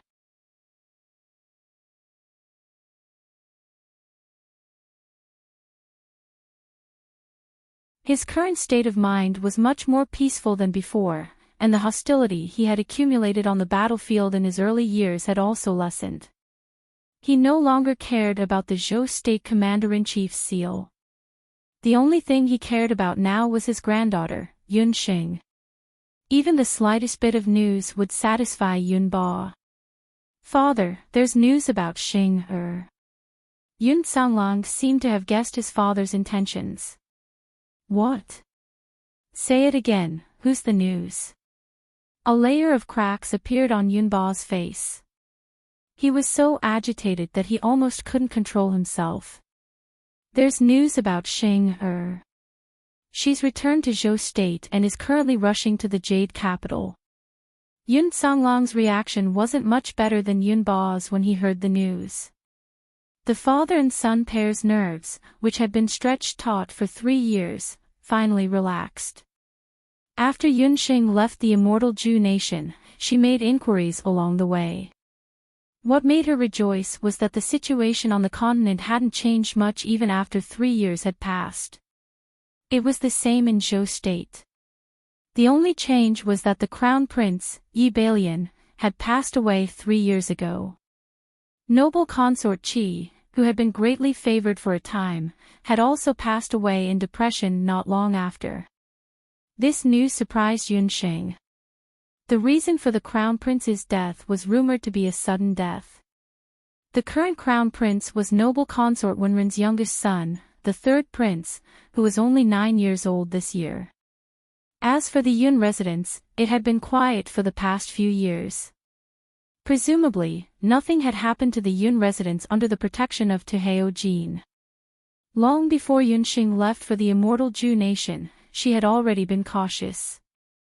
After leaving Tangyuan, she secretly ordered Tuheo Jin to return to Zhou State and hide in the Yun residence. Yunxing, who was carrying the precious treasure, officially entered Zhou State's borders. The moment Yunxing entered Zhou State's borders, she immediately contacted the nearest Heavenly Hunting Corps through the local Hunters Union and brought the news of her return to Zhou State to the Jade capital. Speaking of which, it was quite a coincidence that the contact person of the Heaven Expedition Hunting Corps that Yunxing met at the border was actually the young man from the village, Lu Zi, whom she had saved 3 years ago at the border of Heaven Expedition. He was also Yun Songlong's first disciple. After Yun Songlong became a martial sage, many disciples came to learn martial arts out of admiration. However, Liu Zi was his first disciple in name and was the true eldest senior brother. When Yunxing saw Liu Zi again, she almost didn't recognize him. After not seeing him for 3 years, Liu Zi, who had become the eldest senior brother, had grown taller and was as sturdy as a calf. When Liu Zi saw Yunxing, he immediately recognized her and was very excited. After learning martial arts from Yun Songlong, Liu Zi improved very quickly and was already able to go on missions independently this year. He even repeatedly invited Yunxing to go to Jinko village with him. After the disaster of the purple gold mine, Jinko village had almost become a deserted village. However, because of Yunxing's rescue, the villagers had taken some purple gold mines when they left the mine. The villagers relied on these purple gold mines to rebuild a new village on the old site of Jinko village. When Yunxing arrived at the village, she saw that every house in the village was tile-roofed. The fields and livestock in the village were well taken care of. Jinko village had now become a well-known wealthy village. Yunxing stayed in the village for a night under the villagers' warm persuasion. She was in a hurry and couldn't stay any longer. She could only promise Liu Zi's parents that she would visit the village when she had the chance. He had already thought about it. If he joined forces with Grand Emperor City and forced the Zhao state to participate in the search for the divine weapon, his goal was to prevent the divine weapon from falling into the hands of the Dharma Temple or the Hunters Union. Yunxing also went up and inspected several magic medicine farms near the borders of Zhou state. What made her happy and surprised was that in the 3 years that she had been away, Lin Yao, and Yao Rong had taken good care of these magic medicine farms. When Yunxing first went to the immortal residence, she had already learned to be careful.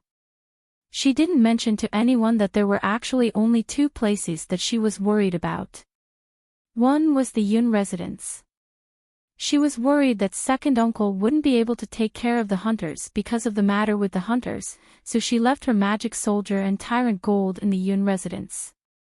She only had one order for tyrant gold, which was to protect everyone in the Yun residence. If the Yun residence existed, tyrant gold would exist. If the Yun residence perished, tyrant gold would perish. Tyrant gold was a life magic weapon. It didn't need to rest and could protect the people in the Yun residence for 12 hours. With it around, Yunxing could go to the immortal residence nation without worry. Chapter 5:14. Another place that Yunxing was worried about was the little Xiantong. Yunxing had seen the means of the Medicine Emperor Pavilion. After having the Yao Rong couple, Yunxing could be a little relieved, but the Yao Rong couple were only doctors after all. Both of them were kind-hearted people. Yunxing was worried that the two of them wouldn't be able to handle it, so she arranged for Lin Yao and Zhong Yi to guard the little Xiantong. Lin Yao had been by Yunxing's side for many years. Yunxing had always trained her as the head of the little Xiantong because Yunxing knew that she couldn't stay in the little Xiantong all year round. There must be someone here. Lin Yao was the most suitable one in terms of temperament and other aspects. So when establishing the magic pharmacy, Yunxing had been careful and always took Lin Yao with her. She even gave Lin Yao a storage ring with 100 bottles of high-grade praise of the moon god. She ordered Lin Yao to use these potions during her absence to cultivate suitable talents or sell them to prepare for the little Xiantang's emergency. As for Zhong Yi, he was a saint-rank summoner. With him in charge of the magic pharmacy transportation, no one in the Zhou state could be his opponent. When Yunxing made the arrangements, she didn't expect that she would experience 3 years of amnesia. But the arrangements she made were undoubtedly the most suitable. Because of her reasonable arrangements, the Yun residents and the little Xiantong were able to survive the assassination and the crisis of medicinal herbs in those 3 years. After Yunxing checked the magic pharmacies in various places, she found that the operation of the magic pharmacies in various places was very good, so she was relieved. Moreover, she also found the branches of the little Xiantong in some remote towns and villages. It seemed that Lin Yao didn't let her down in these 3 years. A few days later, in the jade capital of the Zhou state, a woman walked through the city gate. "Miss, please show your clearance token." The guards of the jade capital carried out a routine inspection according to the usual practice. The woman took out a hunting clearance token. Several guards looked at it and saw the 2 words Tian Fa. "Are they from the Heaven Expedition Hunting Corps?" When the guards saw the words on the pass, they immediately felt deep veneration. The Sky Expedition Hunting Corps was the fastest rising hunting corps in Zhou State in the past 3 years. Their leader, Yun Songlong, was a new martial saint from Zhou State. 2 years ago, Yun Songlong had married Yuan Shahua, a girl from an aristocratic family in Grand Emperor City. It was said that this couple had gone through a lot of hardships, and Commander Yun Songlong was even crippled for a period of time. However, he managed to pull through in the end and established the Heavenly Extermination Hunting Corps. Yunxing wanted to ask Lin Yao if she was here, but she heard a group of people coming in from outside the medical center. The person in the lead shouted, "Let your doctor come out. You've killed her." When the medicine gathering boy saw this, he ran out with the other medicine men. Yunxing retreated to the side and looked at the group of noisy people. The one in the lead was Qi Tian. "Qi Tian, you're shameless. You've come to cause trouble again and again." In the backyard, a person ran out in anger. Lin Yao's face was filled with anger. Yunxing had been missing for 3 years. Her life and death were unknown. Little Xiantong was completely managed by Dr. Fan and his wife. The Medicine Emperor Pavilion had also made some moves. However, with the help of the Heaven Extermination Hunting Corps and the Everlasting Chamber of Commerce, little Xiantong had been operating in an orderly manner. During this period of time, because the medicinal herbs in the various magic medicine manor had matured, Dr. Fan and his wife Yao Rong had rushed to various places to collect medicinal herbs. After Qing Sihai died, Qi Tian was also transferred back to the Jade Capital's Medicine Emperor Pavilion. He was now considered a reserve imperial physician. He was arrogant and had provoked the Medicine Emperor Pavilion many times. When he saw Lin Yao, Qi Tian's eyes shot out 2 rays of light. "Lin Yao, what are you saying? Your Medicine Emperor Pavilion has killed a patient. I was only invited by the patient's family to uphold justice." Yun Sheng was not here. Fan Ji and Yao Rong were also not here. Qi Tian's lust was aroused. The Lin Yao in front of him had become more and more beautiful in these few years. Qi Tian thought in his heart that he must bite this swan's meat. The patient was still fine when he went back yesterday. However, he's not good after one night. Who knows if someone did something in the dark? Lin Yao went forward to check on the patient. She found that his eyes were closed and his lips were pale. She then checked his chest. His pulse had stopped beating. The patient's body was also slightly stiff. He seemed to be dead. Chapter 5:15. Who was the one who treated the patient yesterday? Ask him to come out. Lin Yao muttered to herself and asked the medicine men to call out the doctor from yesterday. Who knew that when she went in to ask, she would discover that the doctor had already disappeared. Lin Yao's heart shook. Looking at Qi Tian's appearance, she understood that she must have been framed by the Medicine Emperor Pavilion. What's wrong? Can't speak anymore. That doctor had clearly treated someone to death and was in the wrong, that's why he ran away. Little Xiantong had treated someone to death. Such a medical center still dares to call itself the #1 medical center in Jade Capital. Men, smash it for me. Qi Tian saw Lin Yao's pale complexion and his heart was filled with complacency. Beside him, several martial artists rushed out like wolves and tigers and were about to smash everything. Who knew that just as they were about to make a move, one of them suddenly burst into flames. Ah!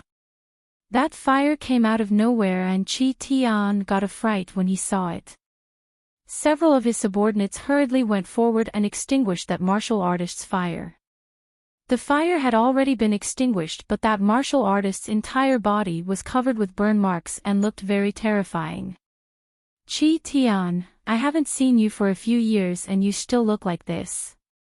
If your master Qing Sihai sees you, I'm afraid that even if he becomes a ghost, he won't let you off. A person said lazily. When Qi Tian heard that voice, his entire body shivered. Only then did Lin Yao notice that there was actually a guest standing in the medical center. That guest, her voice, appearance, smile, and 2 small dimples at the side of her mouth. Lin Yao was extremely excited and almost cried out, "Master, it's Master." She had not seen Yunxing for 3 years and never thought that she would see Yunxing again in her lifetime. Yunxing. Didn't you die in the immortal Zhu nation? How is that possible? When Qi Tian saw Yunxing, it was as if he had seen a ghost. His first thought was to escape. Heavens, why did this great aunt come back so quickly? Want to escape? It's not that easy. Yunxing did not even use her magic scepter. With a hover magic, Qi Tian and his subordinates were all fixed in place. Yunxing walked in front of the deceased, took out a needle, and inserted it into the patient's temple, philtrum, and abdomen. As soon as the needle was inserted, the 4 limbs of the deceased that had been stiff actually recovered their temperature. He suddenly sat up and vomited a few mouthfuls of black medicine. Poisonous cardamom, a kind of herb that can make people fall into a state of suspended animation. After a person or a magical beast takes it, they will enter a state of suspended animation for a short time, Yunxing sneered. With a single glance, one could tell that this so-called deceased was someone that Qi Tian or the Medicine Emperor Pavilion had hired. If she had not used this poisonous cardamom in the purple gold mining area to save a group of villagers, she would have been tricked by Qi Tian today. Yunxing. Don't go too far. When Qi Tian saw that his scheme had been seen through, he was both ashamed and angry. I should be the one saying those words to you. Yao report this matter to the government. Let the government see what kind of person Zhou State's imperial physician is, Yunxing sneered. The despicable tricks of the Medicine Emperor Pavilion were really endless. As soon as Yunxing returned, Lin Yao seemed to have found her backbone. She quickly ordered several medicine men to send Qi Tian and the deceased to the government. "Master, where have you been in these 3 years? We were all worried to death about you." Lin Yao pulled Yunxing and sighed. Not only her, Yunxing's disappearance was not a small blow to the entire Little Xiantong and even the hunting corps. But even if there was no news of Yunxing, Yun Songlong still ordered people to keep Yunxing's position as the vice leader of the hunting corps. "I'll tell you in detail another day." Yunxing couldn't help but smile bitterly. She couldn't say that she had lost her memory and had forgotten everyone in the past 3 years. "Where's my father?" After Yunxing rushed back to Jade Capital, the first thing she did was to return to Little Xiantong with the immortal Holy Grail. With the holy water in the immortal Holy Grail, she would have a chance to save her father, Yun Songhai. From the time Yunxing was 6 years old until she was 12 years old, her father had been in a coma for 6 years. Yunxing had always been puzzled about Yun Songhai's coma. Her medical skills could be considered as one of the best in the continent, but she was helpless when it came to her father's coma. Especially after she saw Hu Jiuxing in the immortal Ju country, she believed that her father must be hiding something from her. Her mother was actually one of the 13 main summoners of the Zhao state. Could it be that the culprit behind the separation of her mother and father and the separation of her family for many years was the Zhao state of Pinglai? All these doubts could only be answered after Yun Songhai woke up. "Uncle Yun has been taken back to the Yun residence. Old General Yun personally came to pick him up," Lin Yao told Yunxing. After the news of Yunxing's disappearance in the immortal Ju country came from the Grand Emperor city, Old General Yun ordered Uncle Yun to take Yun Songhai back. Yun Songxue and her son were driven out of the general's residence. After Yun Songlong and his wife got married, they also lived in the Heaven Extermination Hunting Corps. Dr. Fan and the others thought that Yun Ba was quite pitiful, so they let people take him away. In the Yun residence.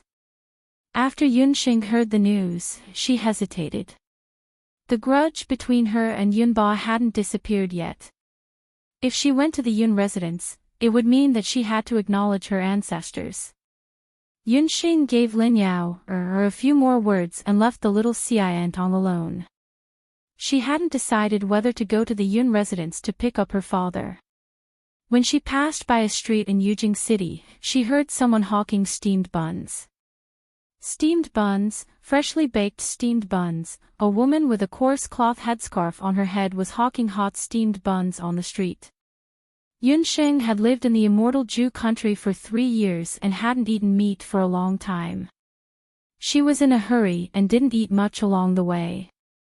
Being shouted like this, her stomach suddenly became hungry. "Give me 5 steamed buns," Yunxing stopped the woman. When she saw the woman's appearance, both of them were stunned. "It's you." Yunxing discovered that the woman selling steamed buns was actually Yun Songxue. Yun Songxue was also stunned for a moment. When she saw Yunxing, she wasn't very excited and there was no more resentment in her eyes. She quickly took 5 steamed buns, wrapped them in paper, and handed them to Yunxing. Yunxing wanted to give more money, but Yun Songxue wasn't willing to accept it no matter what. "Yunxing, these steamed buns are my apology." Yun Songxue led Yunxing to a noodle stall on the street. In the noodle stall, a simple and honest middle-aged man was busy. Ying saw a lot of girls giving her tips and tickets. "Thank you for your continuous support." Ying scrammed to write about the Yun family's counterattack. Seeing Yun Songxue, that man quickly came forward and took the basket in Yun Songxue's hand.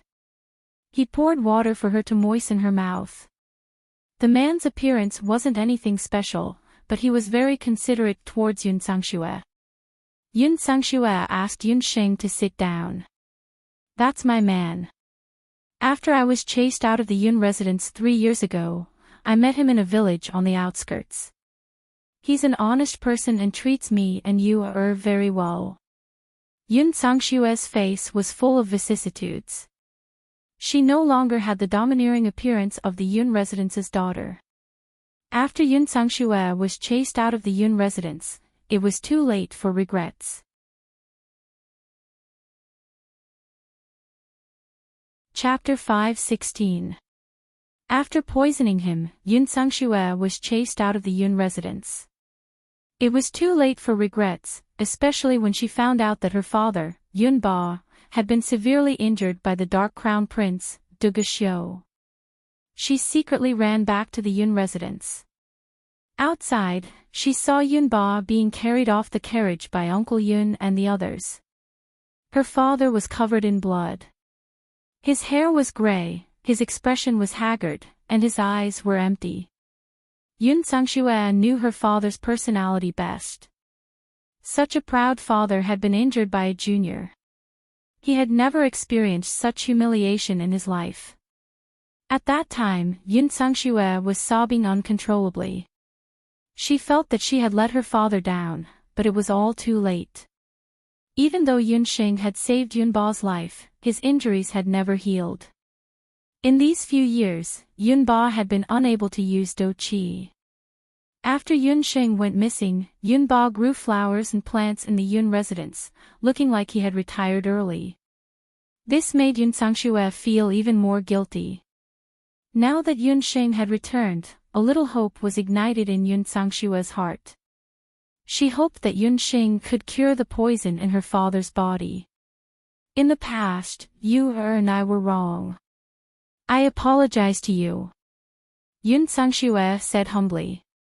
How is Tang Yu? Yun Xing saw Yun Sangshue's expression and knew that she had finally thought things through. Yu is now a martial master in a martial arts club. He is much more sensible than before. Yun Sangshue's face was filled with relief when she mentioned her son. After Yun Sangshue left the Yun residence, she had to do everything herself. After Tang Yu's experience with the Bloody Hand Tycoon, he was scared out of his wits and became a fool for a long time. It was Uncle Yun who took pity on him and secretly had the residence's physician take a look at Tang Yu behind Yun Ba's back. Tang Yu was crazy for half a year before he finally recovered.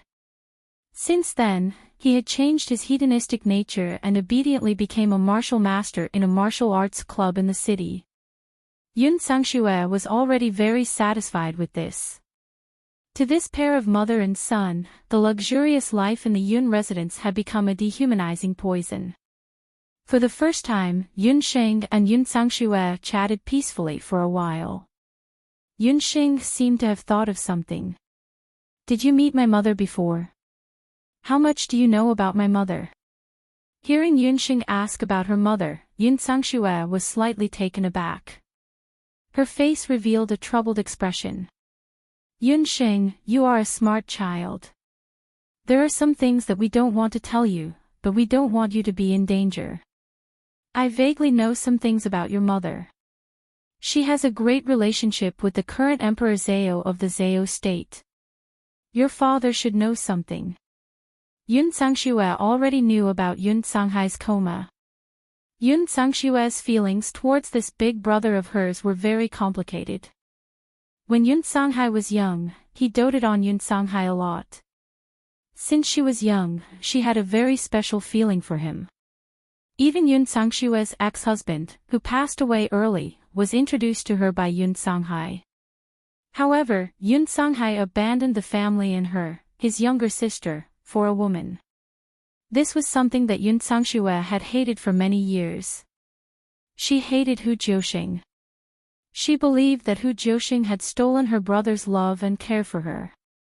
On the day that Yun Sanghai left the Yun residence after Yun Sanglang and Yun Ba fell out, Yun Sangshue secretly hid outside the study. She originally wanted to hear what her brother and father were talking about. Who knew that she would only hear Yun Sanglang's angry voice? Father, I respect you as my father, so I brought Jiuxing back to the residence to celebrate your birthday. I don't need those unknown women to celebrate my birthday. Even the imperial capital of Zhou state already knows her identity. The Zhou state military has already sent several people to kill her. This woman and the child in her stomach cannot be left alive. Yunba was also furious. This was the first time that the father and son had been so agitated. They began to quarrel in the study. Yun Sangshue's heart thumped when she heard this. She had seen her brother's wife before. She was a woman so beautiful that all women would be jealous of her. She looked delicate and weak, but she had always silently followed her brother by his side. However, she didn't know why her father didn't like her. Yun Sangshue also didn't like her because she had a foxy aura that made all men involuntarily cast sidelong glances at her. I don't care what the military does. No one can touch my and Joshing's child. If the military comes knocking, don't blame me for not giving them face. Yun Songhai's voice was filled with murderous intent. Big Brother actually had such a side to him. Even though she was hiding outside, Yun Sangshue could clearly feel the murderous intent in her brother's voice. Yun Sangshue couldn't help but shiver. In her impression, her brother had always been amiable to her and her second brother. Unfilial son. You are a citizen of Zhou State and a descendant of our Yun residents. But now, you've betrayed Zhou State and the Yun residents for a foreign demoness. If you dare to do this, I won't let you off even if the military doesn't do anything. Yun Ba was so angry that the father and son fell out on the spot. Yun Songhai flung open the door and strode out. He happened to run into Yun Sangshue, who was eavesdropping outside. Big Brother, are you really leaving the Yun residence? Yun Sangshue cried as she held on to Yun Songhai, refusing to let go. Sangshue, be good. Big Brother and sister-in-law are leaving. In a few months, Big Brother's child will be born. Remember to come visit us. We'll settle down in a village not far away. Yun Songhai rubbed Yun Sangshue's head. If you leave today, you're no longer a member of our Yun residence. I'll never admit that woman and the child in her womb are the flesh and blood of our Yun family. If you want to acknowledge your ancestors and enter the Yun residence, you have to kowtow 3 times and kowtow 9 times and sever all ties with that woman. Yun Ba's words strengthened Yun Songhai's resolve even more. Without another word, he directly left with Hu Jiusheng, who was already pregnant and about to give birth. The moment the two of them left the residence, they were chased by a group of people from the military. It was also at that time that Yun Songhai used dark magic to kill those people from the military. From then on, he left the Yun residence and became known as a dark magician. So this was what happened. Demonis. Foreign demonis. Could it be that Hu Jiusheng wasn't a human? After Yunxing heard this, not only did she not resolve her doubts, but she became even more confused. Yun Sangshue only knew this much. If she wanted to know more, she would have to ask Yun Songhai or even wait until Yun Songhai woke up. Do you want to return to the residence to see my father? I brought back the water of life from the immortal Zhu nation. Perhaps he can wake up this time. Yunxing could tell that Yun Sangshue had a deep sibling relationship with her father. No, after what I did, I no longer have the face to see Big Brother. Yun Sangshue's face was full of guilt. She looked at Yunxing in front of her and realized that after 3 years, Yunxing's appearance had changed quite a bit. She had become more exquisite and her features exuded an unusual aura. This feeling was very similar to Hu Jiusheng back then. Back then, I was the one who secretly told that group of people about Big Brother and sister-in-law's whereabouts. Yun Sangshue had kept this secret in her heart for a long time.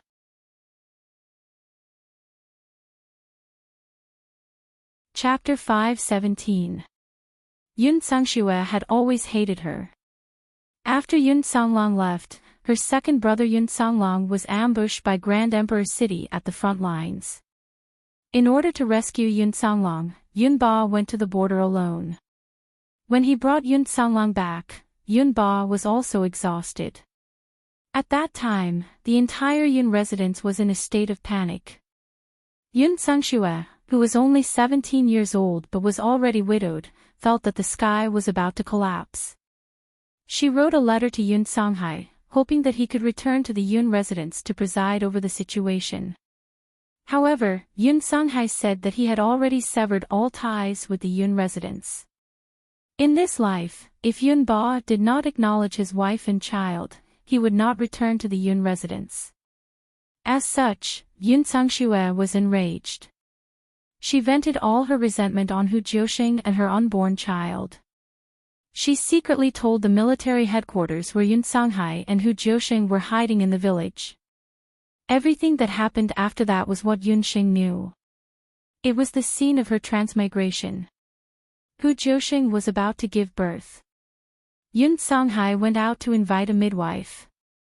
How could he have known that the military headquarters and that group of mysterious people of unknown origins would come knocking on his door? When Yun Songhai rushed back, the residence they were staying in had already been burned to the ground. His wife was gone and his child was on the verge of death. They had fallen into the hands of that group of mysterious people. Yun Songhai seemed to have gone crazy at that time.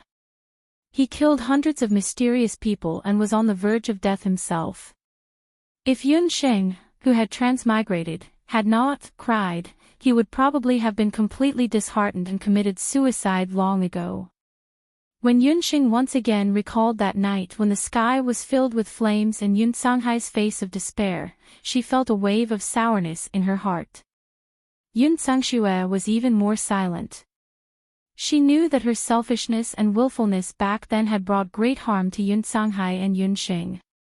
My mother is not dead yet. Yun Xing hated Yun Sangxue. But now that she knew that her mother wasn't dead, she could smile and forget the enmity between them. Sister-in-law didn't die. Regarding this matter, big brother, Yun Sangxue was first overjoyed, then very gratified. Ever since she left the residence of Yun, she had been enlightened. Now that he thought about it, he always felt that he had let down his eldest brother and his wife. Uncle Yun had already told Yun Sangxue about his eldest brother's current condition. Yun Sangxue wanted to go take a look, but she was afraid that Yun Ba would be unhappy. If Hu Jiuxing was still alive, perhaps there would be a chance for her to make up for what she had done in the past. You'd better come with me to the Yun residence. You're still a member of the Yun family after all. There are some things that must be cleared up between family members. Since her mother was not dead and Yun Ba had been brought back by her father, the estrangement between Yun Xing and the Yun residents seemed to have been resolved all at once. Yun Sangxue also thought for a moment before deciding to return to the Yun residence with Yun Xing. Inside the Yun residence, Yun Ba strode out as soon as he heard that Yun Xing had arrived. Little miss, it's really little miss who has returned. Uncle Yun was so excited that he was on the verge of tears. A look of ecstasy flashed across Yun Ba's stern eyes. However, he coughed a few times and forced himself to suppress his joy. He gave a strange snort, then looked at Yun Sangxue, who was beside Yun Xing. The speed at which he changed his expression was so fast that even a master of Peking opera would have to admit defeat. Young miss, you've all returned. Today is truly a joyous occasion. Servants, quickly invite second young master and young madam over.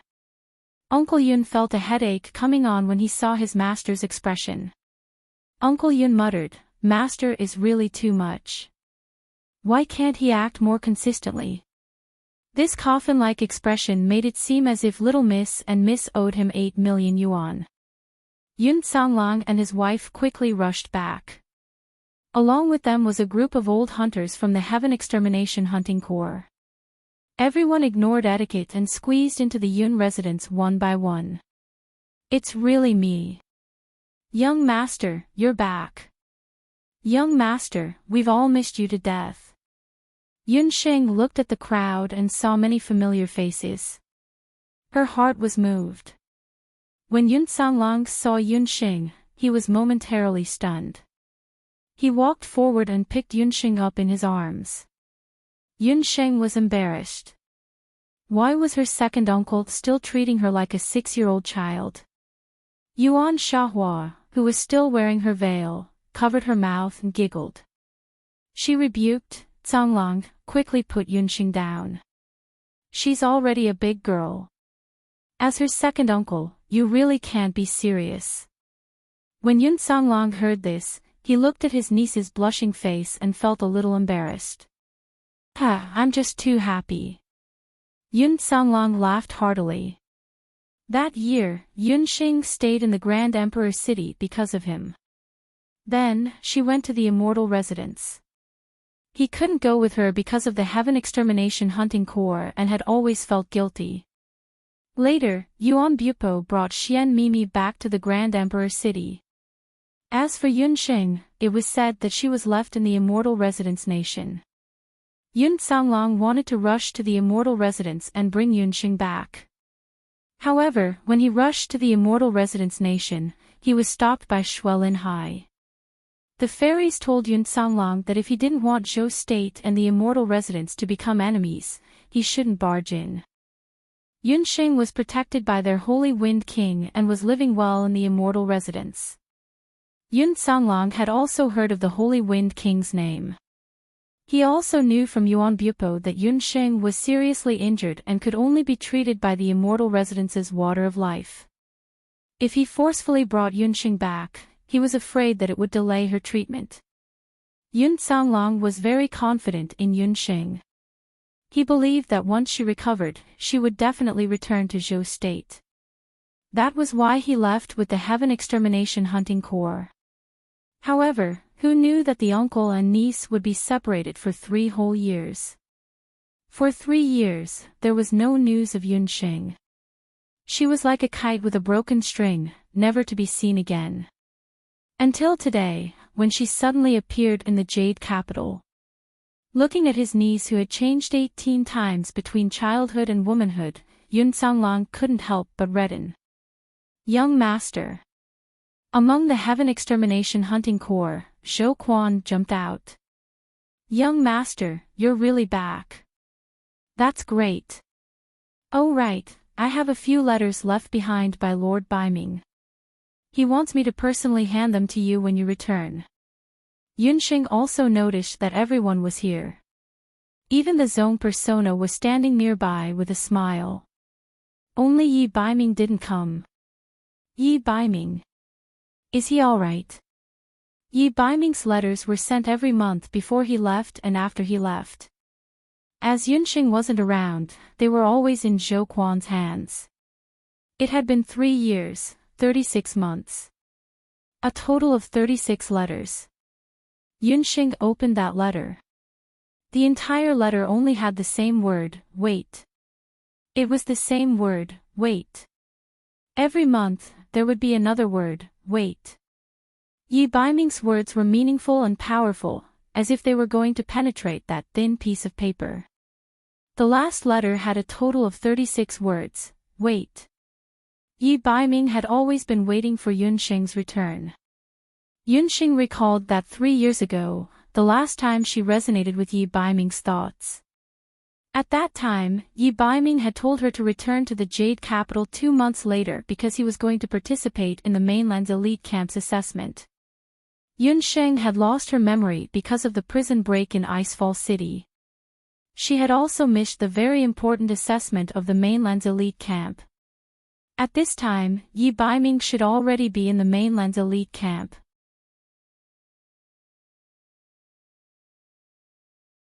Chapter 5:18. Oh right, Zhou Quan, 3 years ago, the Royal Magic Academy held a magic test to select the candidates to enter the Continental Magic Elite Camp. Who won in the end? Yunsheng asked. That test. The person who won was Chenlian, Zhou Quan recalled. The test to enter the Continental Magic Elite Camp was a feast for the Royal Magic Academy, so Zhou Quan still had some recollection of it. As expected, it was Chenlian, Oh, that's right. Other than Chenlian, there were two other people. Speaking of which, those two people were accepted as special exceptions. They were your good friends from the Royal Magic Academy, Gufeng and Abandon. Zhou Quan had almost forgotten about these two people. The recruitment of the Continental Magic Elite Camp was held once every 3 years. In each country, there were not many people who could be selected. Because the quality of the Royal Magic Academy was average, in the past 3 years, there was almost no one who could be selected. However, during the selection 3 years ago, 3 people were selected at once. Chen Lian was selected as a guaranteed student. Part of the reason was because of her identity as the former crown princess and her relationship with Chen Gu. But the other 2 people, including Gufeng and Abandon, were selected by accident. The examiner of the Continental Magic Elite Camp accidentally saw Gufeng's heavenly sphere of light and Abandon's unique cultivation technique that used poison to raise the Dharma spirit. Thus, he made an exception and recruited the 2 of them. The 3 of them were gone for 3 years. In these 3 years, there was no news at all. Yunxing nodded, and she couldn't help but feel a sense of loss in her heart. In these 3 years, her companions had probably improved a lot. She could not fall behind. Seeing the sadness in Yunxing's eyes, Yun Songlong seemed to have guessed her thoughts. Xing you don't have to feel regret. You have already returned. The triennial selection of the Continental Magic Elite Camp is about to begin. This time, you will definitely be selected. Second uncle, these are not urgent. I just want to treat father's illness. I have found the water of life.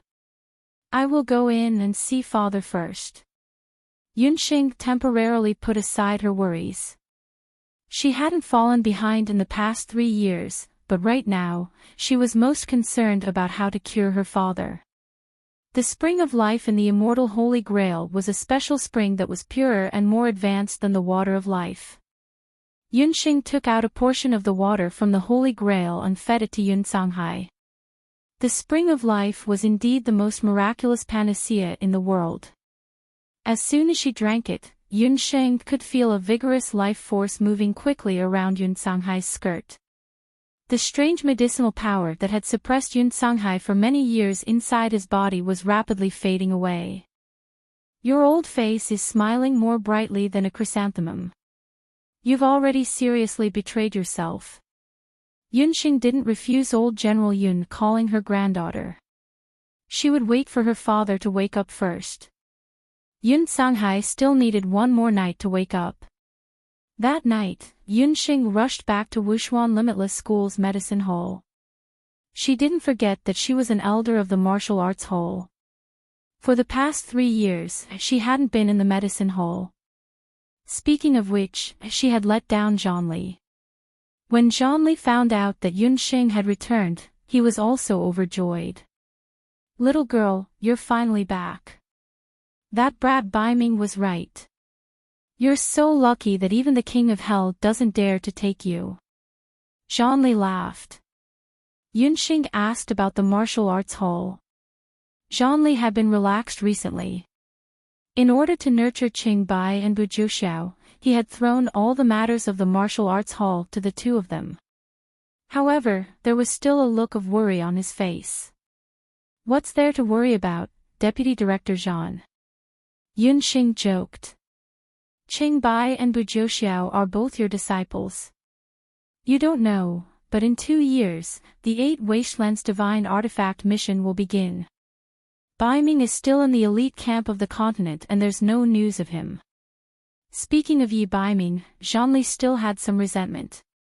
This disciple of his was the typical type of person who didn't want his master when he had a woman. He had been in the elite camp of the continent for 3 years and hadn't brought a single word back to the martial arts hall. However, he remembered that Yu had written a letter to Yunxing. Yunxing found it funny when she heard Zhonli's resentful tone.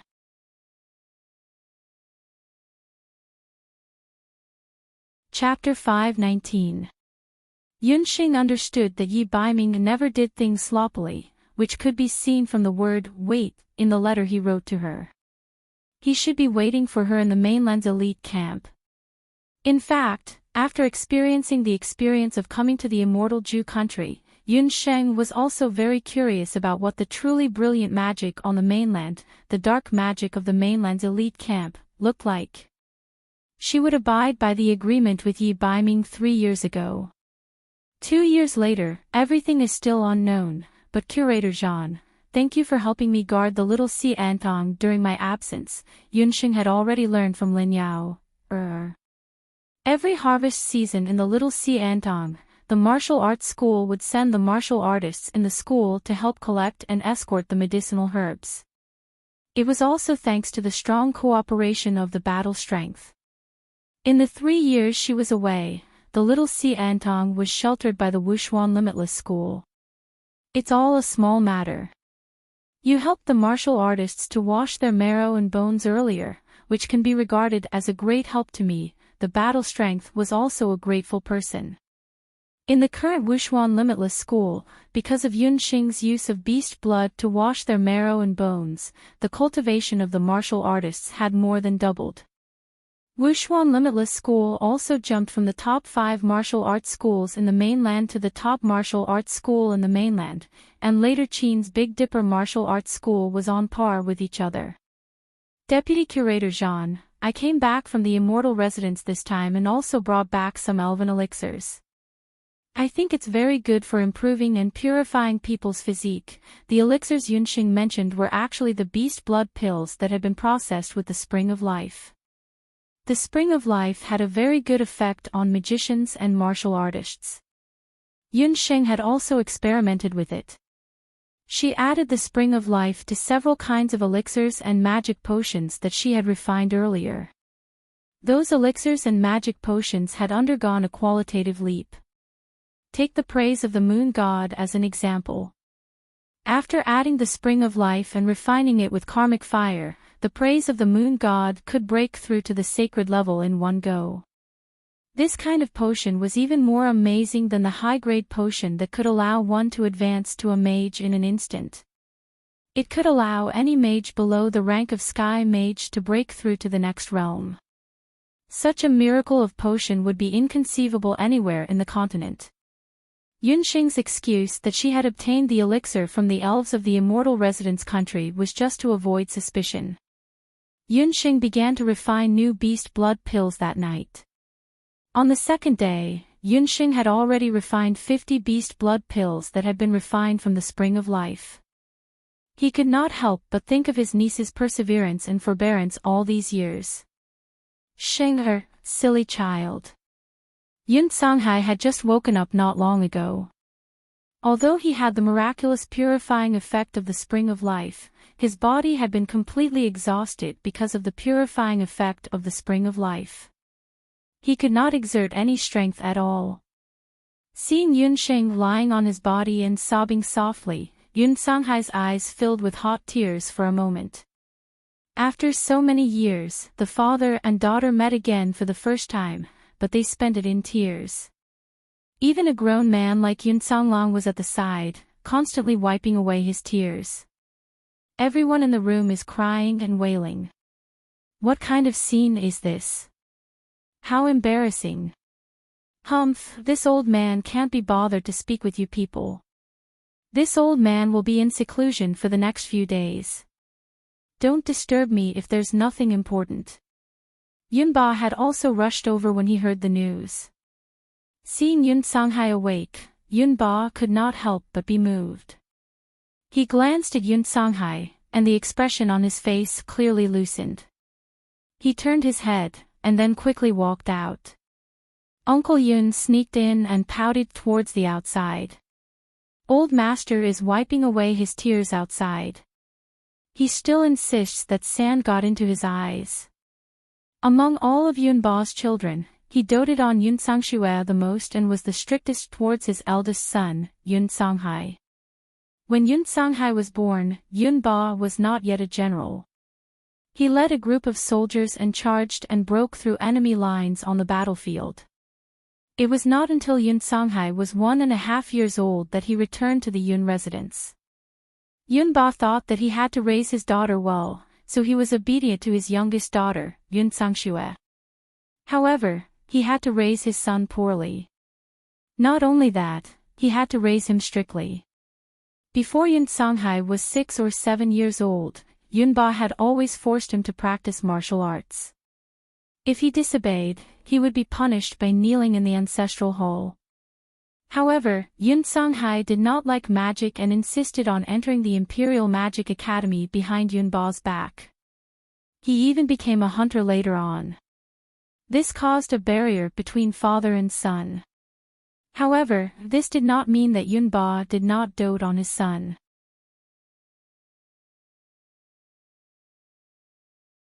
Chapter 520. Master waited outside the house for the entire night. No matter how hard we tried to persuade him, he wouldn't leave. Uncle Yun knew that the father and son were stubborn.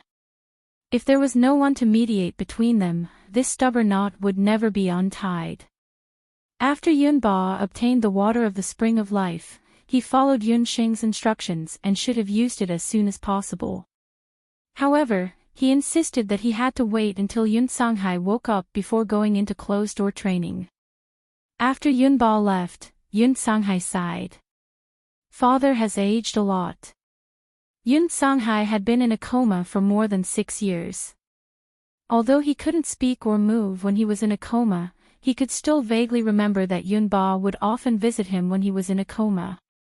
The old man was long-winded and would talk about things that happened when he was still a child.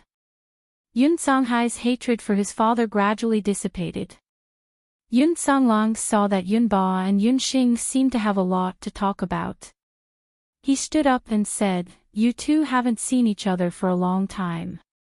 You must have a lot to talk about. I'll inform Zhonli and the others that Big Brother has woken up." Yunxing also had the same intention.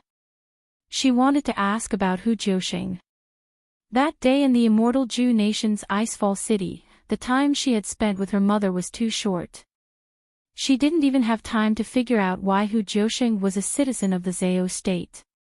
She clearly remembered that Uncle Yun had said earlier that Hu Jiuxing had killed an important person of the Zhao state. Logically speaking, the Zhao state would definitely kill her. However, she was now the 13th Archbishop of the Zhao state. "You really saw your mother?" Yun Songhai was extremely excited. He grabbed Yunxing with a face full of disbelief. Actually, it wasn't just Yun Songlong. Even now, Yunxing still couldn't believe it when she recalled seeing Hu Jiuxing that day. Not to mention anything else, Hu Jiuxing did not seem to know her at all. The name Yunxing was given to her by Hu Jiuxing and Yun Songhai when she was pregnant. If it was a son, he would be called Yungu. If it was a daughter, she would be called Yunxing. However, when Hu Jiuxing heard her name, she did not react at all. Looking at her appearance, it was clear that she had already lost her memories. Jiuxing, she, must be from the Zhao state. Yun Songhai was excited, especially when he heard that Yunxing had almost died in the Immortal Keeper Nation because of Hu Jiuxing's magic. He couldn't hold back anymore. "Father, what kind of person is mother? Why would old General Yun call her an outsider? And, why would the Zhou state's military join forces with the Zhao state to murder my mother?" Yunxing thought that the Zhou state and the Zhao state shouldn't have any direct relationship. Yun Songhai was silent. He scrutinized his daughter. After not seeing her for a few years, Yunxing had grown from a small child that he could carry with one hand to a slender and elegant woman. Her appearance was 50 to 60% similar to his wife's. Now that he looked at her, perhaps because she had been influenced by the hellfire in the Spring of Life, her features were even more exquisite. Compared to his wife, Hu Jiuxing, Yunxing was like a ball of fire when she was angry. However, when she smiled, she was like a sweet spring. "Xing, I heard that you are already engaged to Zhou State's Prince Baiming. Is that right?" Yun Songhai felt very guilty. He was really an incompetent father. When he was in Banana Leaf Village, he was always drunk and depressed because of the poison. He neglected his daughter's growth. After he left Banana Leaf Village, he fell into a coma and slept for 6 years. If it were any other child, they wouldn't have been able to hold on. However, Xing managed to walk through it with her young and tender shoulders. Even his daughter's marriage was confirmed without him knowing anything. Although he already knew that the current Prince Baiming of Zhou State was the blind boy who had been with her father and daughter for a while in Banana Leaf Village. In his impression, he was a taciturn but exceptionally handsome young man. He was quite good to Xing. Unfortunately, he was born in the royal family. Yunxing didn't understand why her father suddenly asked about this. Thinking of Yi Baiming, Yunxing's heart softened. Father, actually, Yunxing actually wanted to say that she didn't know that she and Yi Baiming didn't have the relationship that her father thought. The marriage contract with Yi Baiming was actually just a layer of protection. However, when the words were about to come out of her mouth, Yunxing felt that she couldn't say it. Could it be that she and Yi Baiming were really just bound by a marriage contract? This made Yunxing a little confused. Yun Songhai saw that his daughter was hemming and hawing with some uncertainty in her eyes. He frowned slightly. He could see that Yunxing probably had some feelings for that young man. Xing, you have to promise me that you can't marry Yi Baiming. You have to break off the engagement with him. Yun Songhai's serious tone stunned Yunxing at first. She didn't understand why her father suddenly said that. Father. It wasn't that Yunxing hadn't thought of breaking off the engagement. After all, it was because of the secret later Qin Crown Prince that she had no choice but to get engaged to Yi Baiming. She had originally thought that when Yi Baiming had a true sweetheart, she would automatically break off the engagement. However, her father suddenly spoke against her marriage. For a moment, she felt an indescribable sense of discomfort. Xing, I'm doing this for your own good. If it were an ordinary family, they might be able to accept your family background. However, if you're a member of the royal family, once your family background is revealed, I'm afraid that the only thing that awaits you is death. Yun Songhai looked at Yunxing's expression. He sighed inwardly. A grown girl couldn't be kept at home. He was afraid that his daughter had already secretly developed feelings for Lord Baiming. Yun Songhai was an experienced person. He knew that Yunxing was very smart. Compared to ordinary children, she could be said to be precocious. However, she seemed to be very indifferent to the feelings between men and women. On the mainland, there were 12 females and 14 males. They had indeed reached the age to talk about marriage. After getting engaged, in another 2 or 3 years, it would be time for him to come and ask for her hand in marriage. Yun Songhai didn't want to break up Yunxing and Lord Baiming at that time. Father, is there anything special about my family background? Yunxing heard something unusual from her father's tone. Since things have come to this point, I might as well tell you frankly. Your mother, Hu Jiuxing, is not an ordinary person. She is a Bakra Orcs, a descendant of celestial fox. Yun Songhai sighed and told Yunxing Hu Jiuxing's biggest secret. Hu Jiuxing was not a human. To be exact, she had the body of a demonic beast. In the easternmost part of the mainland, there was a boundless Dutian blood beast world. The Dutian blood beast clouds that had wreaked havoc all over the mainland over the years had originated from there. However, on the other side of the blood beast world, there were rumors that the 8 great experts of the boundless mainland had jointly expelled the demonic beasts from the mainland. Many years ago, the demonic beasts reigned supreme on the mainland, and the human race could only struggle at death's door under the attacks of the demonic beasts. However, at some point in time, the 8 most powerful warriors, magicians, and summoners of the boundless mainland had found the 8 Barons' divine weapon. They used the 8 Barons' divine weapon to expel the demonic beasts from the boundless mainland. The demonic beasts were either killed or expelled, including the strongest branches of the demonic beast tribes known as Bakra orcs.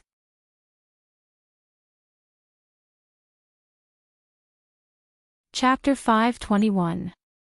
The descendants of the celestial fox were one of the main branches of the Bakra orcs. The leaders of the Bakra orcs were all at the Beast King level. Even though the magical beasts were extremely powerful, the Bakra orcs had been in internal strife for many years. Furthermore, humans were cunning and secretly sowed discord. Finally, the Bakra orcs broke apart. The 8 masters killed the leaders of the major Bakra clans and wantonly burned and massacred the Bakra orcs. Countless magical beasts were killed. Their blood did not dry up and the smell of blood filled the air. Finally, the Dutian blood beast world was formed. The magical beasts that were lucky enough to survive escaped into the Dutian blood beast world. From then on, there were no more magical beasts of the 8 Baron mythical beast level on the mainland. The 8 masters also worked together to set up an extremely powerful restriction in the Dutian blood beast world to prevent the magical beasts of the Bakra orcs from entering. But there was a limit to their power. Since then, tens of thousands of years had passed. As time passed, the seal of the Dutian blood beast world gradually loosened. The magical beasts that were killed many years ago in the blood beast world did not dissipate. Their evil spirits soared to the sky and formed clouds of evil spirits. These evil spirits passed through the cracks in the seal and floated into the mainland. The blood beast cloud devoured the local residents and livestock. After accumulating enough energy, it gave birth to the powerful blood beast cloud. What does this have to do with Mother? According to Mother's age, it's impossible for her to have anything to do with the beast clan of the 8 wastelands back then. Yunqing was speechless when she heard this. She did not expect that Hu Jiuxing was actually a descendant of the heavenly fox. Why did such a thing sound so fantastical? Alright, she had indeed transmigrated to a fantastical mainland. Your mother was actually born from the blood beast cloud. Yun Sanghai told Yunqing about his encounter with Hu Jiuxing. Ever since Hu Jiuxing was born, she didn't know where she came from. She was picked up and raised by a couple living at the border of Zhou State. When she was 3 years old, she realized that her understanding of magic was particularly outstanding, so she was sent to the local temple. She was extremely talented and could learn any magic at once. However, she did not like the Temple of Magic. Or rather, she subconsciously hated the Temple of Magic. After that, Hu Jiuxing's talent as a summoner was inadvertently revealed. She had been recommended to the Zhao State by the Temple of Dharma, and it was there that she had learned most of her knowledge about summoners. If that's the case, Mother, you've lived in both the Dharma Temple and the Zhao State. Why did she leave the Zhao State? Most of the summoners, especially the powerful ones, were more or less related to the Zhao State. Because the celestial fox blood in your mother's body had awakened. At that time, the Dutian blood beast cloud was very active. As a member of the Zhao State, Mother was sent to capture the blood beast cloud. However, the blood beast cloud that time gave birth to a baby. Yun Sanghai paused as he spoke. He seemed to have also imagined the scene at that time. The blood beast cloud was a very special existence. It could give birth to magical beasts, but at the same time, it could also give birth to magical beasts in human form. Those magical beasts in human form were more powerful and more valuable than normal magical beasts. This was because magical beasts in human form were magical beasts that were at least at the level of holy beasts. Once these magical beasts grew up and mixed into the human race, they would be a greater threat. Could it be? The Zhao State wouldn't even let go of a baby. Yunqing recalled the night she transmigrated to this world.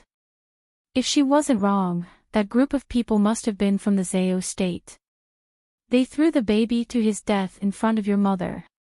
It was also that action that caused Hu Jiuxing to go into beast blood frenzy. Father, are you talking about Mother? Yunsheng had seen Hu Jiuxing's power. As a magical beast, Hu Jiuxing could also go into beast blood frenzy. After beast blood frenzy, Hu Jiuxing's power, after that incident, your mother left the Zao state. After she went into beast blood frenzy, she revealed her immature celestial fox beast form. She killed more than 20 Zao state masters, including a cardinal, and then escaped. That incident didn't really spread on the mainland. After all, for the Zao state, it was a slap to the Zao state's face that an ordinary scepter summoner had such terrifying power. Moreover, it was found that she was the descendant of the mythical beast of the Octoterra.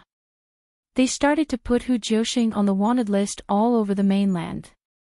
The most hateful thing was that they didn't even let go of Hu Jiuxing's adoptive parents. The Zao state couldn't find Hu Jiuxing's whereabouts, so they captured her adoptive parents and tortured them to death.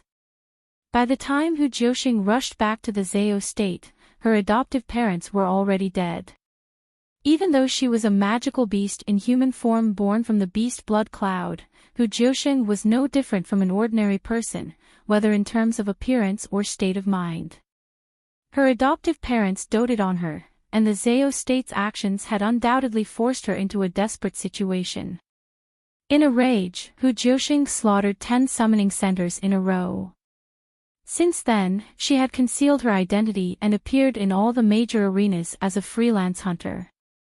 It was at that time that Yun Songhai also left the Royal Magic Academy and began his journey to learn a higher level of magic. The two youngsters had also chosen to use the arena as a way of training. In the end, the two met in the Heaven's Wings arena. Perhaps it was fate, or perhaps it was fate, but the two of them met in a fight. When Yun Songhai saw Hu Jiuxing, he fell in love with her at first sight. He didn't hesitate to pretend that he was no match for her and lost. After the battle, he used all sorts of excuses to pester Hu Jiuxing. It was said that good women were afraid of being pestered. Although Hu Jiuxing didn't have a good impression of humans, Yun Songhai's pestering skills were real. He followed Hu Jiuxing all the way, and when she left the Heaven's Wings arena, he also left. The two were like cats and mice, chasing and hiding all over the continent. Yunxing couldn't help but find it funny when she heard this. In her eyes, her father Yun Songhai had always been a serious and inarticulate person. Who would have thought that in order to pursue her mother, Hu Jiuxing, he would actually do such a crazy thing? Thinking of her mother, Hu Jiuxing, Yunxing couldn't help but be dazed. If she were a man, she would definitely be infatuated with such a woman. After leaving the Heaven's Wings arena, Hu Jiuxing was chased by the Zao state and was seriously injured. Yun Songhai didn't care about offending the Zao state and resolutely took action. He saved Hu Jiuxing and later learned of Hu Jiuxing's identity. However, he didn't distance himself from Hu Jiuxing because of this. On the contrary, he still cared for her. After Hu Jiuxing recovered from her injuries, she finally accepted Yun Songhai. After that, your mother had you. Coincidentally, it was your grandfather's birthday, so I brought her back to Yujing City. My original intention was to confirm your mother's status, but who knew? Yun Songhai couldn't continue. He hadn't expected that the emperor of the Zhou state had already learned of Hu Jiuxing's identity from the Zao state. The emperor of the Zhou state, who had always been mercenary, didn't hesitate to choose the Zao state and issue the order to kill Hu Jiuxing.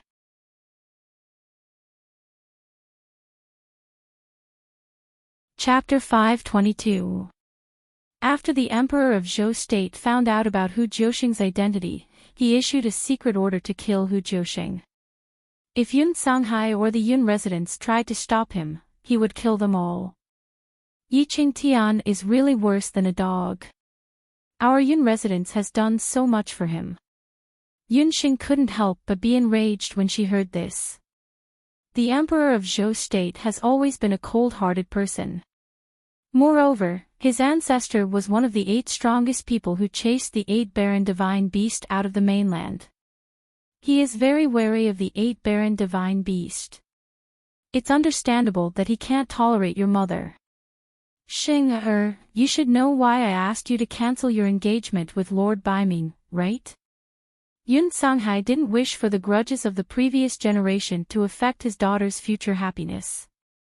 However, Yi Baiming had the blood of Zhou State's royal family flowing in his veins. If the fact that Yunxing also had the blood of the 8 Baron Divine Beast was exposed one day, he was worried that Yunxing and Yi Baiming would turn against each other. Yunxing was silent. She finally understood why her father wanted her to do this. Father, I understand. You don't have to worry too much. Xing doesn't like Lord Baiming, Yunxing said softly. That's good. My Xing has become so beautiful. There will definitely be many people wooing you in the future. Actually, you are different from your mother. You didn't inherit your mother's talent of the 8 Baron Divine Beast. You don't have to worry too much. Yun Sanghai laughed and stroked his daughter's hair. The 8 Baron Mythical Beast was the supreme existence among the magical beasts. Their patriarch was the Beast King among the Beast Kings.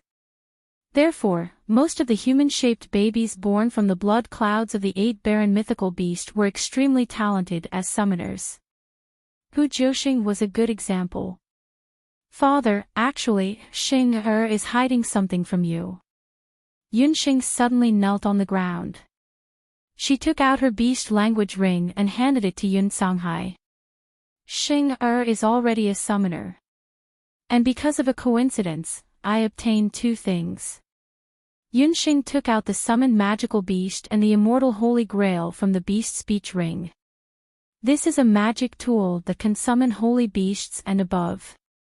It's called the Summoning Demon Hand. This cup is the holy grail that can continuously obtain the spring of life. Yunxing did not want to hide this from her father. Yun Sanghai was shocked. 8 Desolates Divine Artifact. It was actually an 8 Desolates Divine Artifact.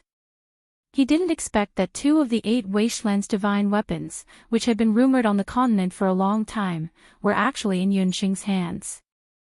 After Yun Sanghai recovered from his shock, he felt a wave of panic.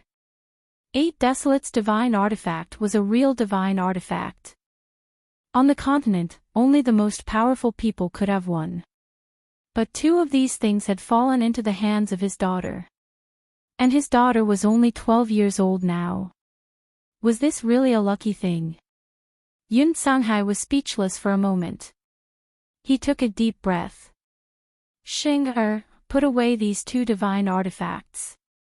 That ring, sigh, I should have thought of it. How could a magic tool refined by your mother be ordinary? You really did inherit her talent as a summoner. After Yun Sanghai recovered from his shock, his heart calmed down a lot. How many more secrets was his daughter hiding? As a father, even he couldn't take it anymore. Father, when I was in the immortal Jew country, my mother taught me to carve this zither. But she didn't seem to remember me at all. When I said that I was from the Zhou state, she didn't react. I think the Zhou state must have done something.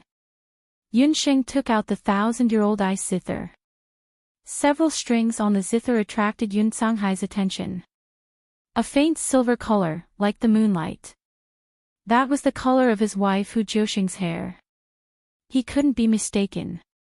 This also made Yun Sanghai more certain that Yunxing saw his wife Hu Jiuxing. Xing father will investigate your mother's matter. I hope you won't interfere in this matter. After Yun Sanghai woke up, the first thing he wanted to do was to find his wife Hu Jiuxing. You don't need to persuade father anymore. Don't worry, I know what I'm doing. I won't have a direct conflict with the Zhou state. I've already died once, so I won't be as impulsive as I was before.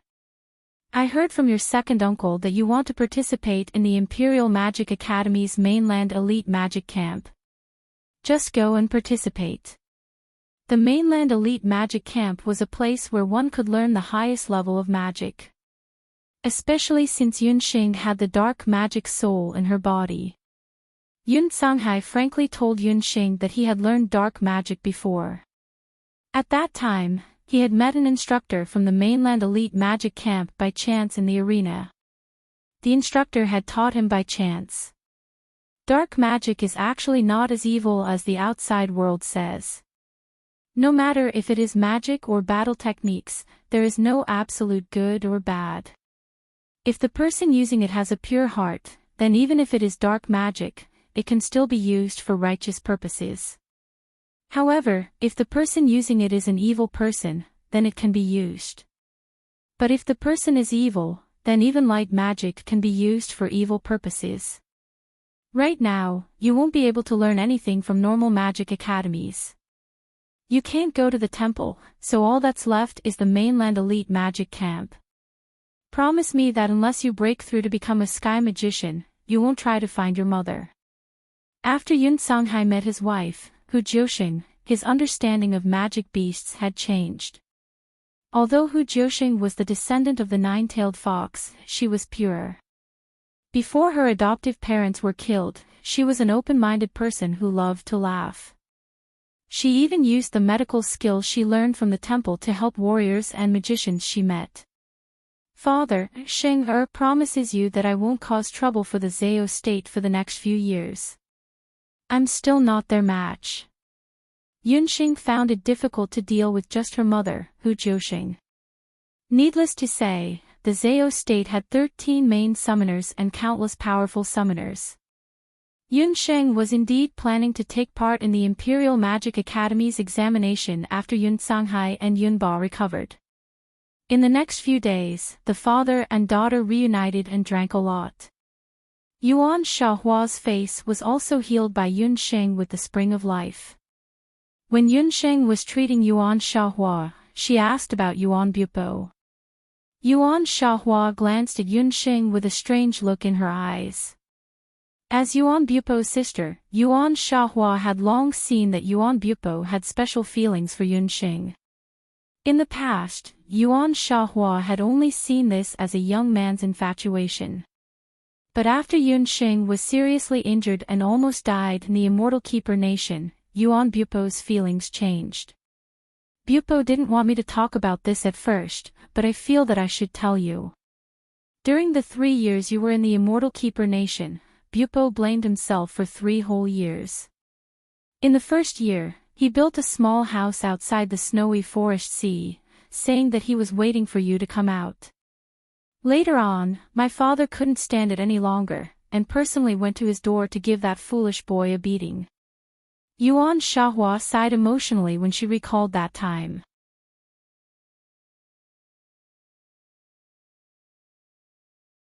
Chapter 523. Yuan Bupo was the most promising candidate to inherit the position of Grand Emperor City's city lord. Yuan Bupo was dispirited and listless. As his elder sister, she was exasperated at his failure to live up to expectations. After Yuan Bupo's father beat him up, he scolded him fiercely. With your appearance, even if the Yun family's girl walked out of the immortal residence alive, she would never fancy you. After Yuan Bupo was scolded, he came to his senses. Bupo has been in seclusion for 2 years and has not come out until today. Yuan Shaohua was also very fond of Yunxing. She hoped that Yunxing could become her sister-in-law, but she also admitted that the current Yunxing was not even worthy of her silly younger brother. As for Xian Mimi, her face was healed after she received the water of life. Her experience in the Immortal Residence Nation made her understand that there was always someone better than her. In the past 2 years, she did not cause any trouble and cultivated obediently in Grand Emperor City.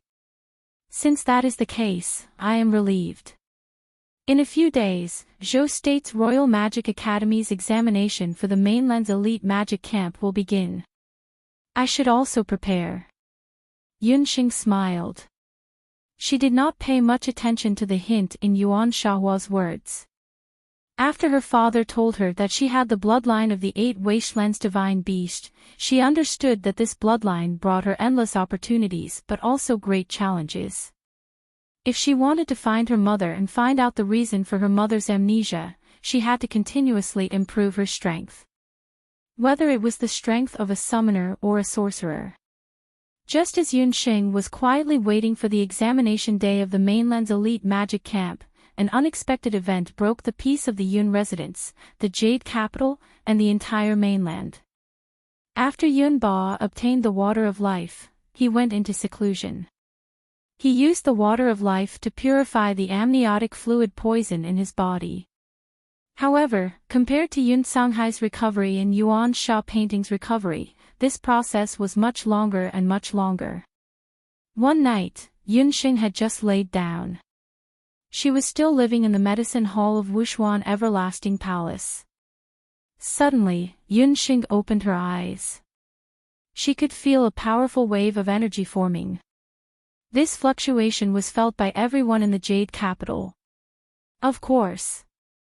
Yunxing came out of the medicine hall and leaped onto the roof.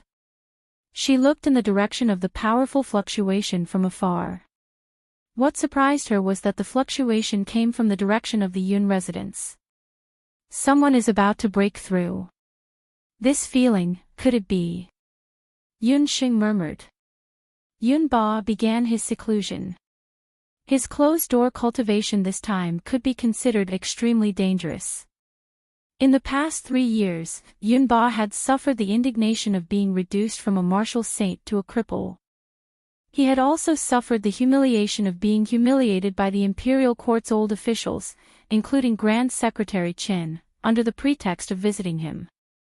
On the other hand, he was also very worried about his granddaughter, Yunxing, who was in the immortal Zhu nation and whose whereabouts were unknown. Fortunately, Yun Sanghai had remarried. He also knew that Yun Sangxue had remarried and that his grandson, Tang Yu, was more sensible than before. Only then did he feel gratified. This continued until Yunxing returned to the Yun residence and brought back the Spring of Life. His eldest son, Yun Sanghai, who had been in a coma for many years, woke up. At that moment, Yun Ba breathed a sigh of relief. He held back his tears. When he came out of Yun Sanghai's courtyard, his eyes were red. When he returned to his own courtyard, he couldn't help but cry loudly in front of his wife's memorial tablet. The old general cried as he pinched his nose. "Wife, the children are back. I'm going into closed-door cultivation tomorrow. If it fails, I'll go directly to find you." Yun Ba had a strong temper. In the past 3 years, he didn't show it on the surface, but in his heart, he was extremely sullen. He was a martial saint. If the Spring of Life didn't cure him this time, he would become a complete cripple. He would rather go with his wife. With this thought in mind, Yun Ba began his closed-door cultivation. He set aside Madame Yun's memorial tablet and drank the Spring of Life in one gulp. The Spring of Life was the purest water of the fairy race. It was also a miraculous water element nurtured by the immortal Holy Grail. It had super strong purification and healing effects. Yuan Shahua and Yun Sanghai's injuries had been healed by the Spring of Life. When Yun Ba drank the Spring of Life in one gulp, he was still a little apprehensive. He smacked his lips. Why doesn't it have any taste? It can't be a fake, can it? As if to protest Yun Ba's muttering, Yun Ba felt a cold sensation in his lower abdomen. That feeling was as if someone had cast an ice magic on his body. From the soles of his feet to his shoulders, then to his head, it gradually stiffened. At the same time, the magical beast amniotic fluid in Yun Ba's spinal cord also felt the invasion of the Spring of Life. Magical beast amniotic fluid and the Spring of Life were both the strangest water in the world. Magical beast amniotic fluid was the filthy water left behind by a powerful magical beast before it was born. On the other hand, the Spring of Life was purifying water. These two types of evil and purifying water were like light and darkness. These two forces were like fire and water. They were incompatible and wanted to devour each other. Yun Ba felt as if there was a hand inside his body that was desperately tearing at him. It could tear him in half at any time. It was also the constant stalemate of these two forces that caused Yunba's old and decaying body to radiate with a brand new energy. This energy was very terrifying. It was like a surging sea, wave after wave. It constantly attacked Yunba's old and withered meridians. It was greedy and savage. After an unknown period of time, a huge force spurted out from Yunba's body. It was like a dormant volcano that had been accumulating for countless years suddenly erupting. Yunba's body shook. A huge pillar of light broke through the entire courtyard and shot straight into the clouds. In an instant, the night of the Jade Capital was as bright as day. Lead clouds gathered in the direction of the Jade Capital's Yun residence. It was like the eve of a summer thunderstorm, faintly showing signs of movement. In the lead-gray clouds, there were faint streaks of light that resembled twisting snakes. They flashed continuously, nurturing a terrifying power. In the Yun residence, the few people who were waiting for the results of Yunba's closed-door cultivation could no longer hold themselves back. They all stood up at the same time. Yun Songhai and Yun Songlong both looked at the sky. They had both noticed this extremely unusual scene. What's that? Not good. Could it be that the spring of life and magical beast amniotic fluid are too powerful? They actually unexpectedly allowed the old general to break through. It's just that this breakthrough is no small matter. When Yunxing saw this scene, she recalled what she had encountered when she was plucking the 9-leaf purple ginseng.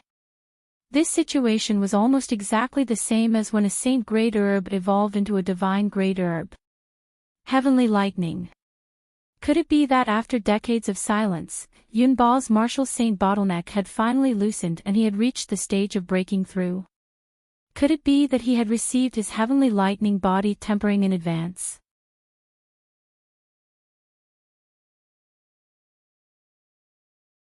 Chapter 524. The scale of this heavenly lightning body tempering was much greater than Yun Songlong's heavenly lightning body tempering. After all, Yunba had advanced from a martial saint to a martial emperor. It had been many years since a martial emperor had appeared in Zhou's state. The Yun brothers and Yun Sangshue also became nervous. Even that kid Tang Yu had his mouth wide open as he stared at the sky, dumbfounded. Heavens, that lightning in the sky was too terrifying. Father, second uncle, you must help. Yunxing had already rushed to the residence. When she saw this scene, Yunxing was also shocked. She also did not expect that the spring of life would bring about such a special effect. That time, she had Yi Baiming's help. The two of them had used a miraculous magical resonance to resist the heavenly lightning. However, Yunba's heavenly lightning this time appeared to be much more powerful than the 9-leaf purple ginsengs. Yunsheng was only one person. She did not have much confidence in being able to resist the heavenly lightning this time. If Yunba had received the heavenly lightning in his normal state, with his cultivation as a martial saint, it would naturally not be a problem. However, this time, Yunba had unexpectedly broken through after consuming the spring of life while being poisoned by the amniotic fluid of a demonic beast. He was now like a cripple. How could he possibly withstand the heavenly lightning? Among the few people present, only the sky magus Yun Songhai and the martial saint body Yunba could help. Yun Songlong hesitated for a moment. He glanced at his elder brother. After Yun Songhai and his father had a falling out, the two of them had not officially reconciled. His elder brother probably still held some grudges in his heart. My body, hair, and skin were all given to me by my parents. This time, Big Brother will not abandon you in the calamity of the Yun residence. Yun Songhai nodded. Yun Songlong glanced at Yuan Shahua. Yuan Shahua's expression was gentle. Husband, rest assured. Seeing this, the Yun brothers' eyes became even more resolute. Yun Songhai held the magic scepter in his hand, and a pair of magic wings appeared on his body. Yun Songlang also transformed his battle chi into wings, and the two of them jumped into the air at almost the same time. The power of the thunderstorm in the clouds became more and more violent. Countless lightning bolts shot out of the clouds like little snakes.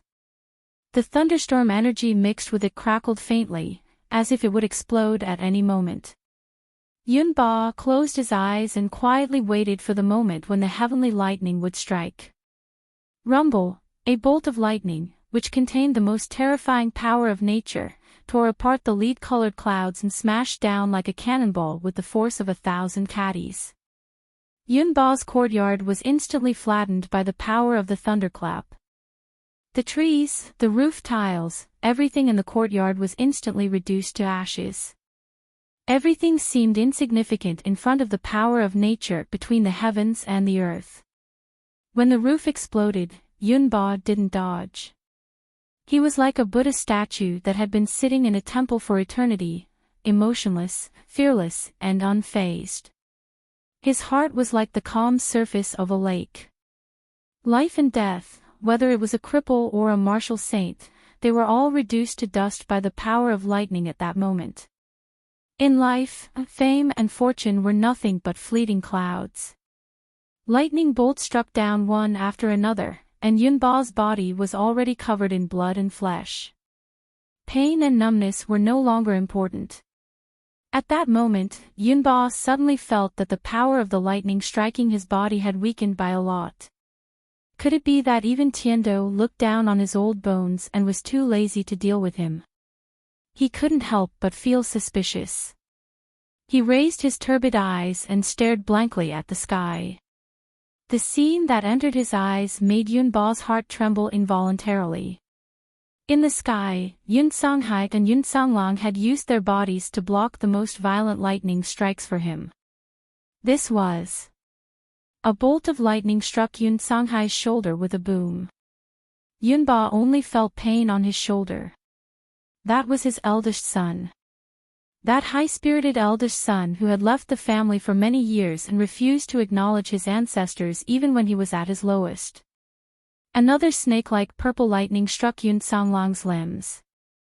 That was his second son, who had been crippled for many years. There was once when he, as his father, had given up on him. His wife's dying words vaguely flashed through his mind. Ba, it's enough for me to marry you in this life. If fate wills it in the next life, we will be husband and wife again. I'll leave the children to you. In the first half of your life, you fought on the battlefield for the country. I only hope that in the latter half of your life, you will be surrounded by children and grandchildren. Everyone in the Yun residence will be worry-free. Boom! A bolt of lightning that resembled a purple centipede blasted Madame Yun's memorial tablet away from Yun Ba. The memorial tablet broke into two halves at the waist. Yun Ba was furious. He suddenly leapt up, his long hair, which had been half burnt by the lightning, flying in the wind. I originally wanted to die peacefully, but this damned lightning. Heavenly lightning. F***CKU. I want to be reunited with my wife, but you won't let me be at ease. Die. Die. Die. He couldn't even protect his wife's memorial tablet, nor could he protect his children and relatives. F***CK. The heavens are unfair. I'll fight you to the death. Yun Ba stood in the pillar of light, an inextinguishable ball of fighting aura burning in his body. He stood upright, raised his head, and soared into the sky. The fury in his eyes was like a river bursting out of a dam. He roared, and a heavenly axe made of fighting aura appeared in his hand. The heavenly axe shone with spiritual light. In the sky, the Yun brothers, who intended to bear part of the heavenly lightning's power for their father, were fighting fiercely. They didn't expect that at this moment, a strange force would shoot up from the ground. Even with their cultivation bases, they were unable to discern what that strange force was. The lead-colored thundercloud above the residence of Yun in Jade Capital was actually cut into two halves by the uncanny force that was like the autumn wind sweeping away the fallen leaves. The wind swept away the clouds, and the dragon soared for thousands of miles. Yun Songhai and Yun Songlong both retreated, looking at the crazy strange force with fear as it charged into the clouds. The power of lightning in the clouds struck down, but the strange force clashed with the power of lightning again and again. It actually crippled the power of lightning. The Yun brothers' clothes were dripping with sweat like a small stream. When the lead-colored clouds in the sky dispersed, the strange force finally revealed its true appearance. It was their father, Yun Ba, who was wearing tattered armor and had hair like a chicken's nest. Yun Ba was covered in wounds, but he held the heavenly axe with fighting aura as he stood in the sky, looking down at the entire Jade Capital. His originally turbid old eyes were exceptionally clear after experiencing the heavenly lightning. It was only today that he saw the vastness of heaven and earth and the power of all things. The Jade Capital was so big, but the only thing that could truly accommodate him was the Yun residence. Only the Yun residents would listen to him in times of danger. "Father!" The two brothers shouted in unison. Their little hearts did not forget to beat a few times in their chests.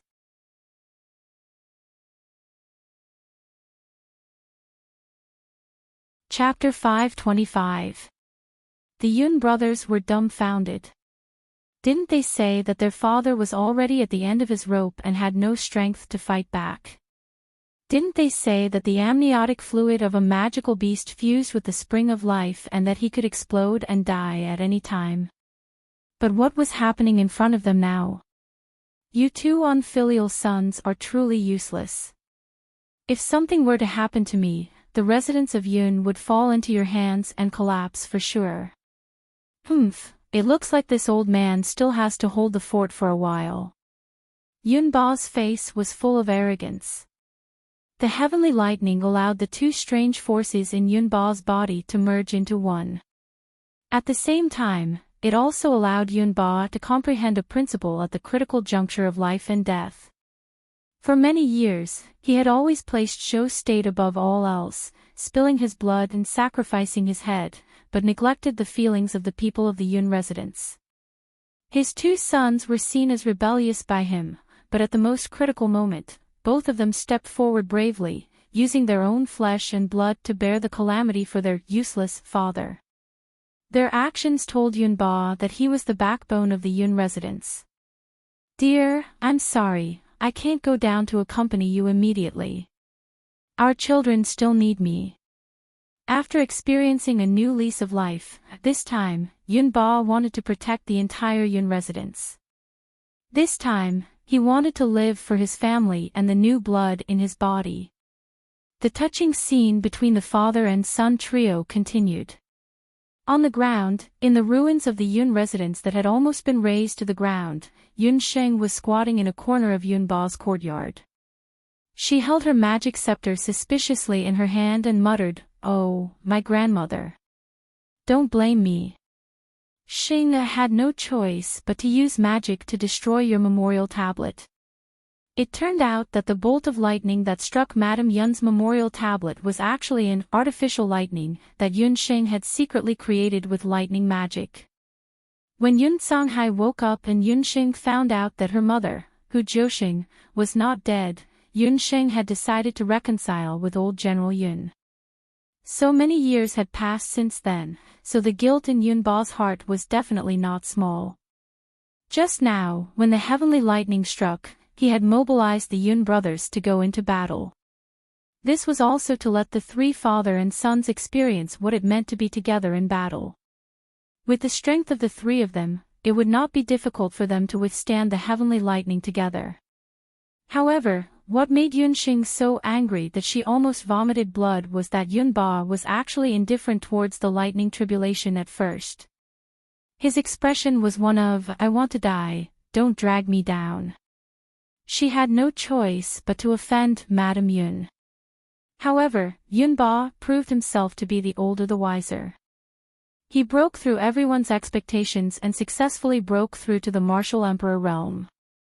Martial emperors were much more powerful than martial sages. When Yunba appeared in front of everyone again, he no longer looked like an old man in his twilight years. His body had returned to its sturdiness, and his appearance had also become much younger. His originally grizzled hair now had a patch of black at the roots. His current appearance was at most 40 years old. In the sky, the three father and son stared at each other. For a moment, no one knew what to say. Father. It was Yun Songlong who spoke first. You will always be our father. Father. Yun Songhai's tiger-like eyes burned. This child knows his mistake. Yun Ba snorted and coldly glanced at the ground. We are all one family. There is no right or wrong. All of you, leave. Don't make my good granddaughter wait anxiously. Three figures streaked across the sky above the jade capital like shooting stars. At this moment, it also officially meant that the Yun residents, after hundreds of years of loyalty, had finally withdrawn from the Zhou state's political arena. Yunxing and her father also buried the hatchet with Yunba. The family was happy and harmonious. Even Yun Sangshue and her son returned to the Yun residence to apologize to the old general under Yun Songhai's mediation. Yunba also asked Yun Sangshue to call her newly wedded husband back. After the collapse of the Yun mansion, the entire Yun mansion temporarily stayed in the Wu Profound Limitless Hole. After a few years, the family held a family banquet and allowed Yunxing to recognize his ancestors and return to his sect. During the family banquet, Yunxing specially allowed the old general to drink a lot of wine. After 3 rounds of drinking, Yunba suddenly said, I have something to announce. Everyone quieted down. I have already decided. Tomorrow morning, I will leave the Jade capital with Uncle Yun and head to the Jade Boat village area. From now on, I will no longer care about the Zhou state. As soon as he said this, everyone in the banquet hall was astonished. They originally thought that their father was just acting in a moment of anger. They didn't expect that he had already planned to retire. However, could Yunba, who was now a martial emperor, really let go of the great Zhou nation, which was on the verge of collapse? Although they didn't understand, no one tried to dissuade Yunba. They were already disheartened by the Zhou state's emperor. After the banquet, Yun Sheng and Yun Songhai were on their way back to the little Xiantong. Yun Songhai paused. Sheng, father has also decided to leave the Jade capital. Yun Sheng didn't say anything. She already knew that her father would separate from her sooner or later. Today was different from the past. She was no longer the 6-year-old village girl. She had her own plans. She wanted to go to the mainland's magic elite camp to learn more advanced magic. Her father wasn't someone who would stop at nothing. Since he knew that her mother was still alive and that she had forgotten about them, her father must be burning with anxiety. If it wasn't for her grandfather's poison, he would have left long ago. Father has let you down all these years. I haven't been able to take good care of you since you were born. Yun Songhai felt the most guilty towards his daughter. Father, you have taught Xing many things. It was also you who allowed me to have such a big family like the Yun residents. Xing has never blamed you. If you want to go find mother, Xing won't stop you. However, just as you asked Xing not to rashly offend the Zhao state, Xing also hopes that you won't be reckless. Yunxing tried to use a gentle tone to express her feelings of parting with her father. But when she reached the end of her words, her throat choked up and she couldn't continue. Yun Songhai stepped forward and held his daughter in his arms. More than 10 years have passed, and the baby girl has already grown up. She is independent, strong, and has amazing talent. Unknowingly, his daughter has grown up to be slender and elegant. She was no longer the little girl who wrapped around his knees and couldn't walk. Father promises you that one day, the three of us will be together again. If you and I are fated to meet again, we will soon meet again. Yun Songhai also knew that he was not the Zhao state's opponent now, so he planned to sharpen his skills in the mainland. Once he had a breakthrough in his magic cultivation, he would then search for his wife's whereabouts. After knowing that her father wouldn't act rashly, Yunxing felt relieved.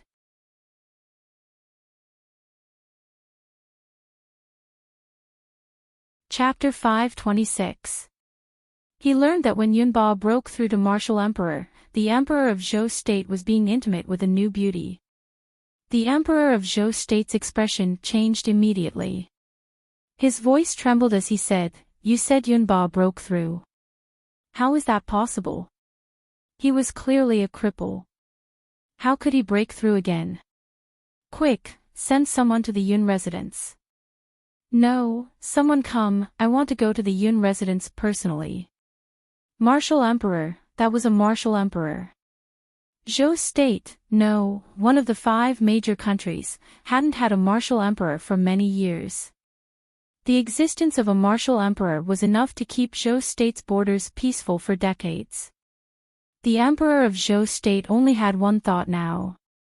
Even if he had to invite someone, he had to invite Yunba back. When the Emperor of Zhou State hurried to the Yun residence with a group of courtiers, the huge Yun residence was already empty. There was no trace of Yunba. The 2 doors of the Yun residence were wide open and empty. It was like a smiling face with a cracked mouth, wantonly mocking the Emperor of Zhou State for being blind. "What? You said Yunba of Zhou State broke through." This news flew to Tang Yuan and later Qin as if it had grown wings. The beast blood poison in Yunba's body had been dormant for a long time. He was already 60 years old. Logically, there was no way he could recover. However, not only did he recover, but he also broke through.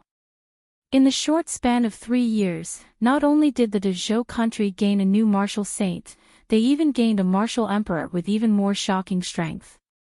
After hearing this news, the one who wanted to vomit blood the most was none other than the Emperor of Zhou State. 3 years ago, because Yunba had been poisoned by the beast blood poison, he had become a cripple. With Yunba's age, there was absolutely no chance of him recovering. The Emperor of Zhou State thought that Yun Songlong was already a miracle. A miracle would never happen a second time. However, the Yun residence once again proved to the world that it was a genius. Zhou State's Yunba broke through to martial emperor. The other major countries, especially later Qin, immediately received the news of Yunba's breakthrough. Later Qin, in the Golden Imperial Palace, a group of courtiers stood to the left and right. A dignified, iron-faced monarch sat on the dragon throne. To the right of the dragon throne stood another person. It was the later Qin crown prince, Duguxiu. Among the 5 great kingdoms, the only crown prince who could stand beside the reigning monarch was the later Qin. From this, it could be seen that Duguxiu's position in the heart of the later Qin emperor was very firm. "Your Majesty, Yunba did break through, but he handed over the commander's seal a few days ago and left the Jade capital. The spy from the military brought back the most accurate news. Yi Qingtian has been cunning his entire life. This time, he has really been pecked blind by an eagle." Qin Emperor Duguxing was surprised at first, but when he heard the whole story, he gloated over Yi Qingtian's misfortune. Martial Emperor. Later Qin lost a martial saint, Tian Kezi, and it was already enough to shake the later Qin's martial world. Now, their archenemy, Zhou State, had lost a martial emperor. It seems like the destruction of Zhou State isn't far away. Xiu, what do you think? Later Qin's emperor was overjoyed. He then looked at Duguxiu. The Dark Crown Prince fell into deep thought. The Qin emperor asked him twice before he came back to his senses. "Father, I think so too." The Dark Crown Prince collected his thoughts. After Yunba left and Yun Songlong established the hunting corps, Zhou State's army only had Marquis Jiyuan left. This person's strength wasn't enough to be feared, and he was also a two-faced person. It would be easy to subdue him. However, the Dark Crown Prince thought that Zhou State's emperor wasn't as simple as he thought. If he was really so stupid, how could he stand out from the other princes and become the emperor of Zhou State? My son, you seem a little absent-minded today. Duge Xing noticed that Duge Xiu looked a little restless. No one knew a son better than his father. Duge Xiu had never been like this in the imperial court. Father, you're overthinking. I was just thinking about a battle technique I learned in the morning. Duge Xiu answered. That's good. Xiu, you're already 20 years old. It's time to choose a crown princess. A few days ago, I mentioned the marriage to you. Have you thought it through? Duge Xing was very satisfied with his crown prince. He and Zhou State's emperor were both emperors, but the crown prince he raised was much more powerful than Yi Qingtian. Yi Qingtian had 3 crown princes, each worse than the last. The first one was blind, the second one was trash, and the third one was just a child. In the Qin emperor's eyes, Zhou State's fate was over. In a few years, later Qin would definitely swallow Zhou State's territory. Father, I'm still thinking. Duge Xiu declined. Nonsense. As long as you don't choose a crown princess, you won't have any children. Moreover, no one is more suitable than the princess of the Donghuang dynasty. Duge Xing was dissatisfied. Duge Xing was very satisfied with Duge Xiu. The only problem was that Duge Xiu didn't have a large harem. As the emperor of later Qin, Duge Xing had always believed that only enough women could give birth to outstanding children. His harem had more than 1,500 concubines and maids, not including the old and decrepit palace maids. He had more than 100 children. Ever since Duge Xiu became the crown prince at the age of 13, Duge Xing had bestowed him with many beauties, as well as some beauties from his subjects' territories. Altogether, there were about 180 beauties. Even so, the number of women in Duge Xiu's harem was still too small in Duge Xing's eyes. Duge Xiu's women had given birth to 2 sons and 1 daughter, but their talents were far inferior to Duge Xiu's. Moreover, in the past 3 years, none of Duge Xiu's concubines had even gotten pregnant, let alone given birth to an heir. This disappointed Duge Xing. In the final analysis, he thought that it was because these women's bloodline and talent were not enough. As the emperor, Duge Xing had spent a lot of effort searching for noble families and even princesses. In the end, he had settled on the only princess of the Donghuang dynasty, Donghuang Ling. Donghuang Ling was the only noble daughter of the Donghuang dynasty. She was of noble status and was said to be very talented in magic. Although the Donghuang dynasty was no longer the dynasty it used to be, it was still the only legitimate dynasty on the continent. The young emperor of the eastern capital was even more prestigious than the emperors of the 5 great kingdoms.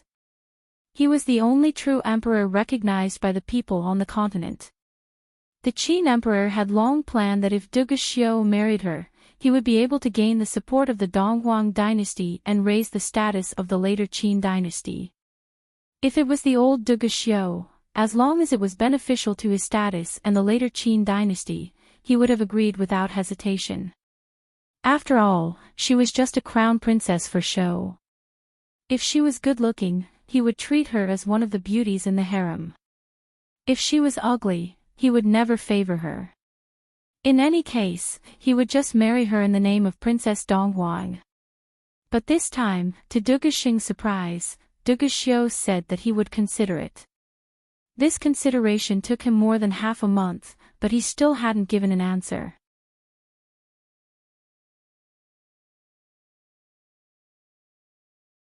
Chapter 527.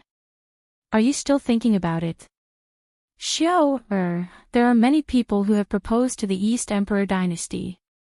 If you delay any longer, this marriage will be cancelled. Or do you have a better candidate in mind for the crown prince's wife? The emperor asked suspiciously. Imperial father. Do you know what a pair is? Duguxiu suddenly asked. A pair? What is that? In this world, only cowardly and useless men can have only one woman. My son is the crown prince of the great Qin dynasty, the future emperor of the later Qin dynasty. How can he only be worthy of one woman? Besides, how can there be such a woman in the world who is worthy of my son? The emperor of the later Qin dynasty snorted. Father, I agree to marry Dong Huangling, her. Duguxiu stopped asking. That's good. I'll ask the official to send the marriage certificate to the East capital. Duguxiu looked satisfied. After the court session, Duguxiu was in the practice room. When he heard the news of Yunba's breakthrough, there was only one voice in his mind. She was back. She was the only person in the world who could cure Yunba's poison. It had been 3 years. In these 3 years, although Duguxiu tried to drive Yunsheng's name and her out of his mind, he would still think of her. Yunsheng was the first woman who dared to refuse him. It was probably because of this that he could not forget her. At first, Duguxiu thought so. However, every time he slept with the women in his harem, he would unconsciously think of the woman under him as Yunsheng. She was the girl who scolded and scolded angrily, sometimes elegant and sometimes beautiful. 3 years ago, she took advantage of Lord Baiming of Zhou State to treat his good intentions as ill intent. At that time, Duguxiu was furious. But when he learned that she had disappeared for no reason, Duguxiu felt a kind of unprecedented panic. He even used his secret guards to find Yunsheng's whereabouts without his father's knowledge, but all his efforts were fruitless. But 3 years later, she appeared again. It had been 3 years. What kind of appearance would that girl, whom he both hated and loved, be like? Thinking of Yunsheng, Duguxiu felt as if his heart was being scratched by a cat's paw, which made him uncomfortable.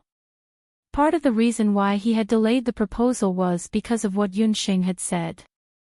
One person for the rest of their lives. If he really did it, would she agree? Unfortunately, Duguxiu was the crown prince of later Qin. His father's words made him realize that he couldn't favor only Yunsheng because of his own preferences. If I can't do it, Yi Baiming can't do it either. Yunsheng, you will still fall into my hands one day. The Dark Prince's expression was uncertain. Not long after Yunba left, Yun Sanghai also left early one morning without informing Yunsheng. He only left a letter for Yunsheng. Sheng, you have already grown up. Father has nothing to impart to you. Father is going to find a way to save your mother.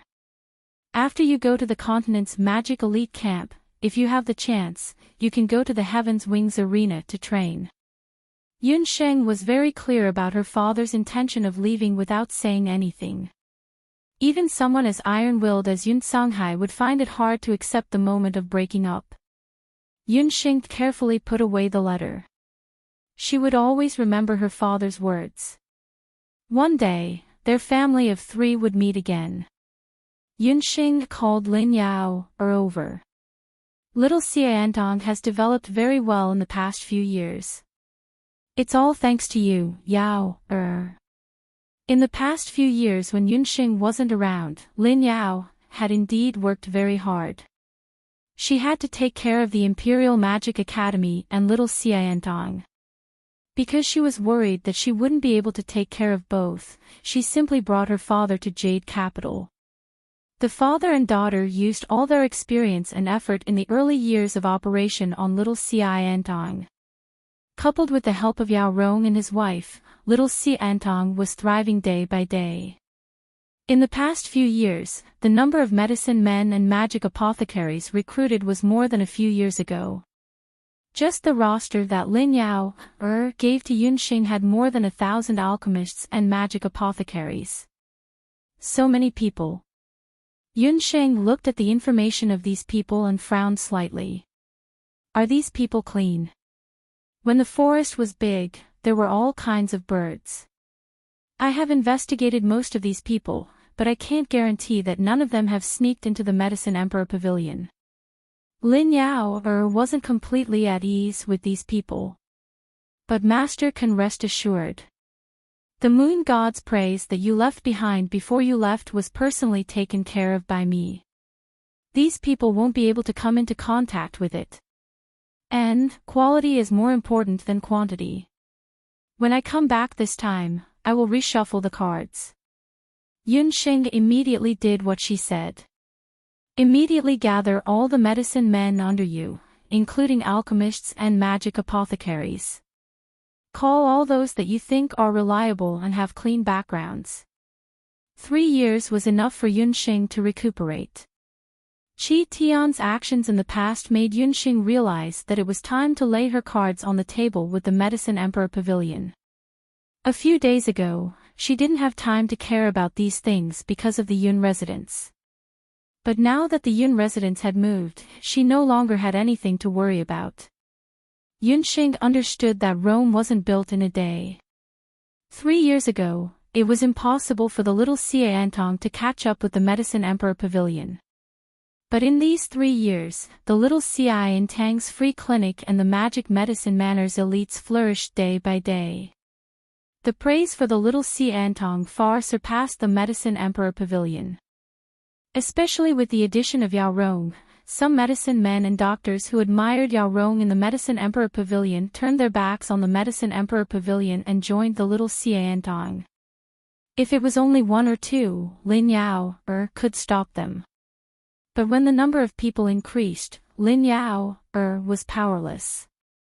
As a result, there were many medicine men in the Medicine Emperor Pavilion, and 40% of them came to join the little Xiantong. These were all things that Yunxing only knew after returning to the little Xiantong. No wonder there were branches of the little Xiantong in various places. Most of them came from the Medicine Emperor Pavilion. Unknowingly, the situation of the Medicine Emperor Pavilion gradually reversed.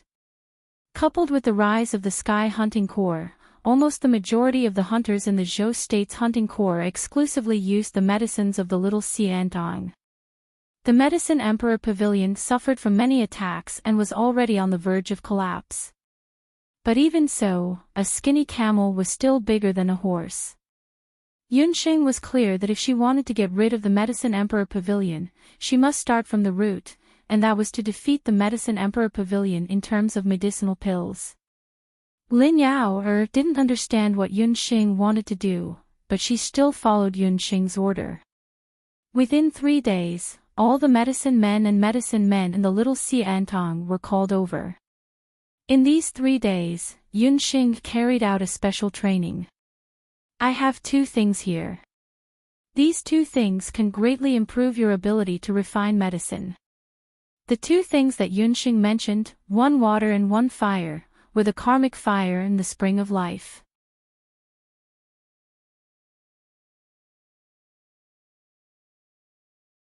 Chapter 528. Yunxing used the elven hellfire and the spring of life to refine the praise of the moon god, and the grade of the praise of the moon god was directly promoted to a saint rank potion. Correspondingly, when used in the production of other potions or medicinal pills, the effect would be more obvious. Some commonly used potions could even transform 2 grades. However, with the hellfire and the spring of life, no matter what, Yunxing was only one person after all. She would soon participate in the assessment of the mainland's magic elite camp, and she would not have much time to stay in Zhou State. Yunxing thought that it would be better to train a group of potion masters and doctors who could refine intermediate and advanced potions and medicinal pills. In this way, it would be equivalent to having a large number of Yunxing. This point, at first glance, was very inconceivable. But in the hands of Yunxing, it was completely achievable. Yunxing's experience in the immortal residence, although her magic soul was restricted at that time, the elves of the immortal residence country, when using magic, were indeed incomparable to the magicians of the mainland. Yunsheng had also seen a lot of interesting magic facilities in the immortal residence country, one of which was the magic storage space.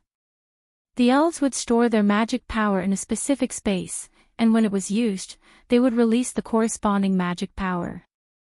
For example, in the Elven King Tree, the palace maids would store the wind magic power in the wind magic space. That way, even in the hot summer, they could use the wind magic space to create all kinds of flowing wind, keeping the palaces of the Elven King Tree cool and comfortable. After Yunsheng recovered her memory, she immediately thought that since the hellfire was so powerful, why not combine the magic storage space with the hellfire? She combined them a few times and successfully created a few fire demon spaces. Lin Yao followed Yunsheng's instructions and went to the medicinal hall of Wushuan Everlasting Hall.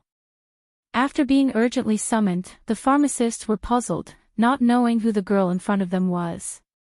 During the rise of the little Xiantang, except for Lin Yao and the Yao Rong couple, who had seen Yunsheng, most people did not know Yunsheng.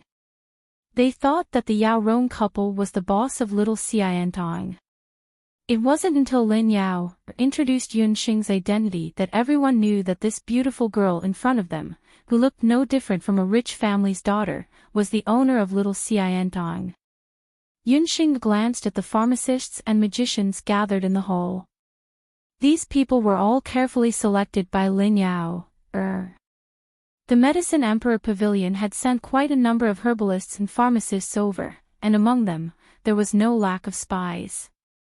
Most of the people who could stand in front of Yunsheng had clean backgrounds, good records in the past 3 years, and stable alchemy. Most of these alchemists were in their 30s or 40s, which was the peak period of MO apothecaries and doctors.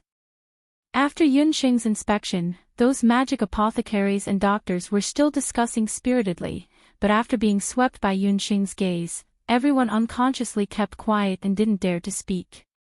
They all found that the little boss of little Xiantang, although she was young and looked to be smiling, but her eyes were like a knife, and had a cold aura, making people not dare to look down on her. Everyone is the doctors and MO apothecaries of little Xiantang. I called everyone here today to inform you of 2 things.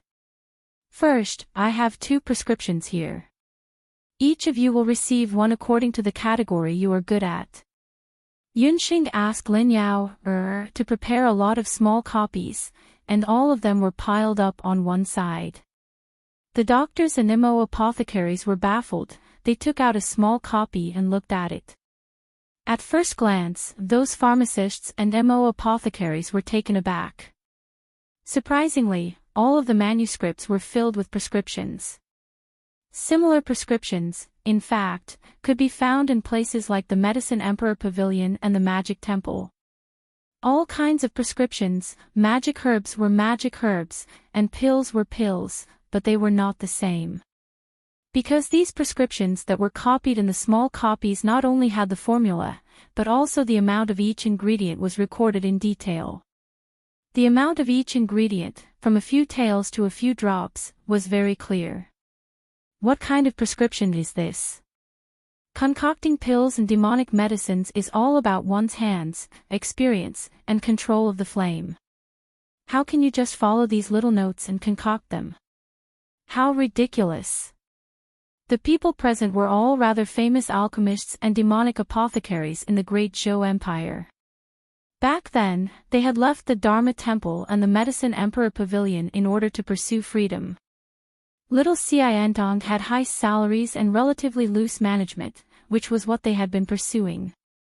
Who would have thought that in the past 3 years, the little boss would suddenly come back and strictly control them?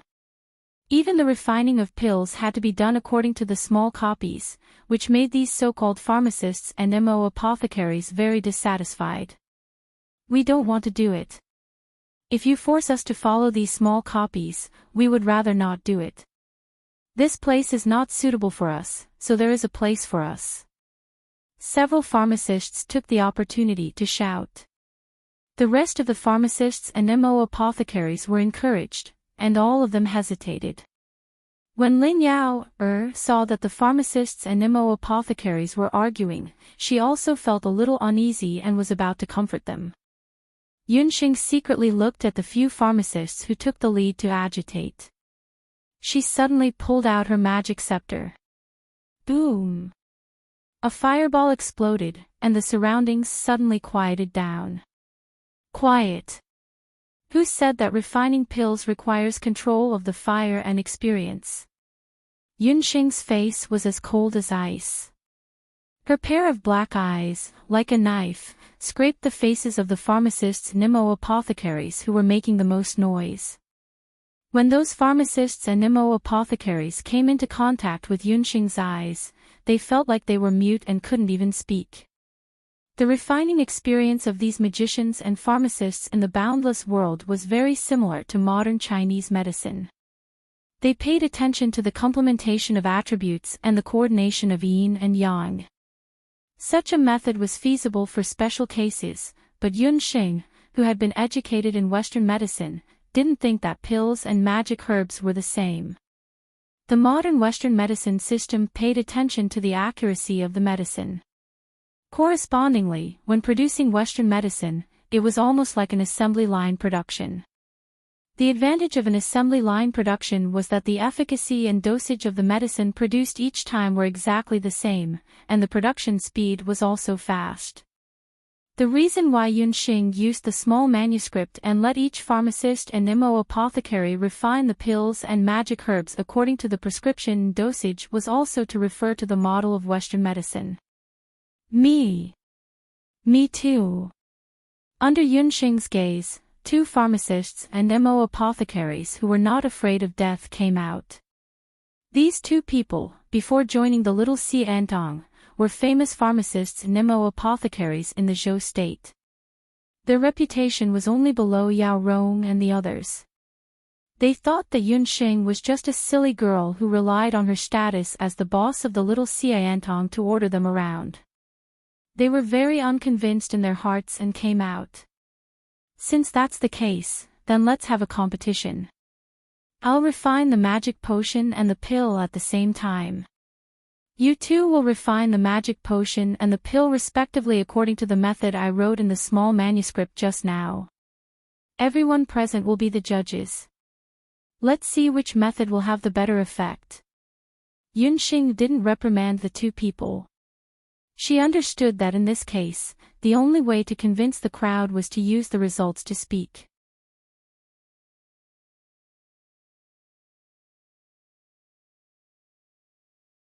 Chapter 529. Seeing that a little girl like Yunxing was challenging 2 powerful apothecaries and magicians, the crowd of apothecaries and magic apothecaries were all excited and wanted to join in on the fun. Apothecary Lu, Apothecary Li, do us a favor and show the little girl that magic potions and egg potions are not child's play. What's with her handwriting? Let the little girl go to hell. Lin Yao didn't know what Yunxing was up to. In order to show fairness, Yunxing asked Lin Yao to prepare the same medicinal herbs and magic materials. Under everyone's watchful eyes, Apothecary Lu, Apothecary Li, and Yunxing each began to refine their own medicine. Apothecary Lu was an apothecary, so he used a wooden cauldron. Apothecary Li was a magic apothecary, so he used an intermediate-grade magic fire seed. Yunxing said that it was a competition to refine 2 types of medicine at the same time, but Yunxing wasn't anxious at all. She wasn't in a hurry to refine her medicine either. Instead, she leisurely watched Apothecary Lu and Apothecary Li refine their medicine. When the 2 apothecaries saw that Yunxing wasn't in a hurry to start and was even staring at them, they thought to themselves, "Little girl, you want to secretly learn from us? It's a pity that you think refining medicine and pills is as easy as you think." The 2 of them deliberately sped up so that Yunxing wouldn't be able to observe them closely. Yunxing watched for a moment. When the 2 of them were halfway through refining their medicine, she opened her mouth and yawned. "You're too slow. If you refine medicine like this, if you encounter an emergency patient, won't the patient die before the medicine is refined?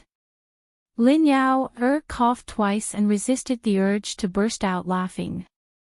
But on second thought, there were indeed patients who died because they didn't use medicine in time.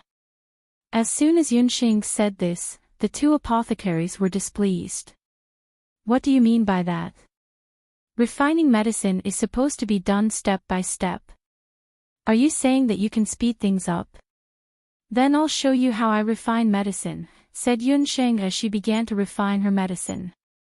She drew the bow with both hands, while her left hand picked up the herbs. A cluster of lotus flames lit up in her right hand. Once an expert made a move, one would be able to tell whether or not he was an expert. When Apothecary Li and Apothecary Lu saw Yunxing's fire seed, their expressions changed. Especially that mage. Just by looking at it, he could feel that the lotus-shaped flame was definitely extraordinary. The elven hellfire was one of the most special flames in the world. It was owned by the Fire Elven Queen, and it was no ordinary flame. After Yunxing obtained the fire of elves, she used it many times to forge weapons and concoct medicine. Her ability to control fire increased day by day. After she broke through the realm of magic, the fire of elves also changed. The fire seed was in the shape of a lotus. From the inside to the outside, the color of the fire changed from red to blue. At the center of the fire, the lotus fire had already turned purple. The red fire was used to melt the herbs and magic materials into a medicinal paste. The blue fire was used to solidify the medicinal paste and evaporate the excess impurities. The purple fire was used to purify and stabilize the medicinal properties. The temperature of the tricolored flame gradually increased from the outside to the inside. When it reached the inner purple flame, ordinary people would be burned to ashes immediately if they got close to it, let alone touch it. However, under Yunxing's slender hands, such a dangerous fire seed was like child's play. Not only was the tricolored lotus fire beautiful in appearance, but it was also extraordinary when used to refine medicine and forge weapons. Regardless of whether it was refining pills or medicine, the control of the fire was indeed the main factor. Ordinary alchemists and apothecaries had to change the fire seed during the refining process. This process required a lot of mental and physical effort, and it was easy to cause the medicinal properties to be unstable and affect the final product. However, Yunxing had 3 types of fire at the same time, which meant that she could spend more than half of the time compared to others. However, the most important factor for Yunxing's fast speed was not the fire seed, but the amount of medicinal materials. She kept throwing materials into the fire seed, and every time she threw in materials, the amount was exactly the same. Before Yunxing wrote that small manuscript, she had refined it at least thousands of times. According to the refining process, the optimal amount of medicinal materials needed, and the final product, she had that small manuscript.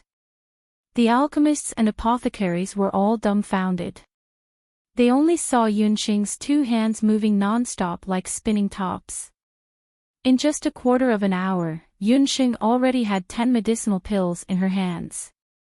Another quarter of an hour later, Yunxing refined another bottle of magic medicine. As for Lu and Li, they had not finished refining at this time, and both of them were already sweating profusely.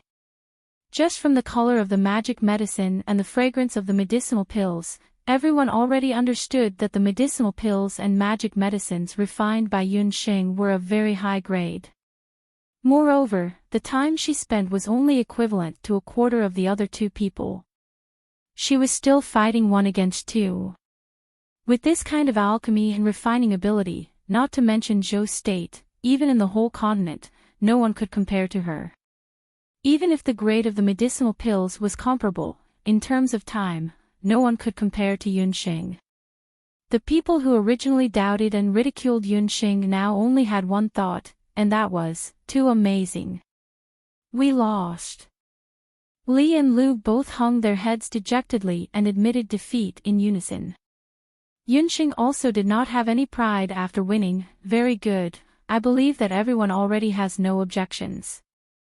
Since that's the case, from now on, follow my instructions and refine medicine according to the method of the small manuscript." The alchemists and apothecaries all came forward one after another. This time, after they took the small manuscript, they no longer had any objections. Yunxing also chose 10 people from the 50 magic apothecaries, including the 2 apothecaries who challenged her earlier. These people were left behind alone. "Great National Master Yun, why did you keep us here?" The one who asked was the magic apothecary surnamed Liu. He also found out later that the teenage girl in front of him turned out to be Tang Yuan's great national master. "I kept you here to teach you the method of refining a more advanced magic medicine. You should have noticed that part of the reason why I was able to refine medicine so quickly was because of my fire seed. Do you want to have this kind of fire seed?" Yunxing asked. The group of magic apothecaries were all dumbfounded. They naturally also discovered that Yunxing's fire seed was very special, but they all felt that it was the great national master Yun's personal fire seed. Even if they were envious, they could not obtain it. Who knew that the great national master Yun would actually say that they could also have such a fire seed? For a moment, everyone was excited. The magic apothecary surnamed Liu was more cautious. He swallowed his saliva. "Could it be that we can also have such a fire seed?" "Of course you can, but if you want this kind of fire seed, you have to take this medicine," Yunxing said and took out a bottle of medicine.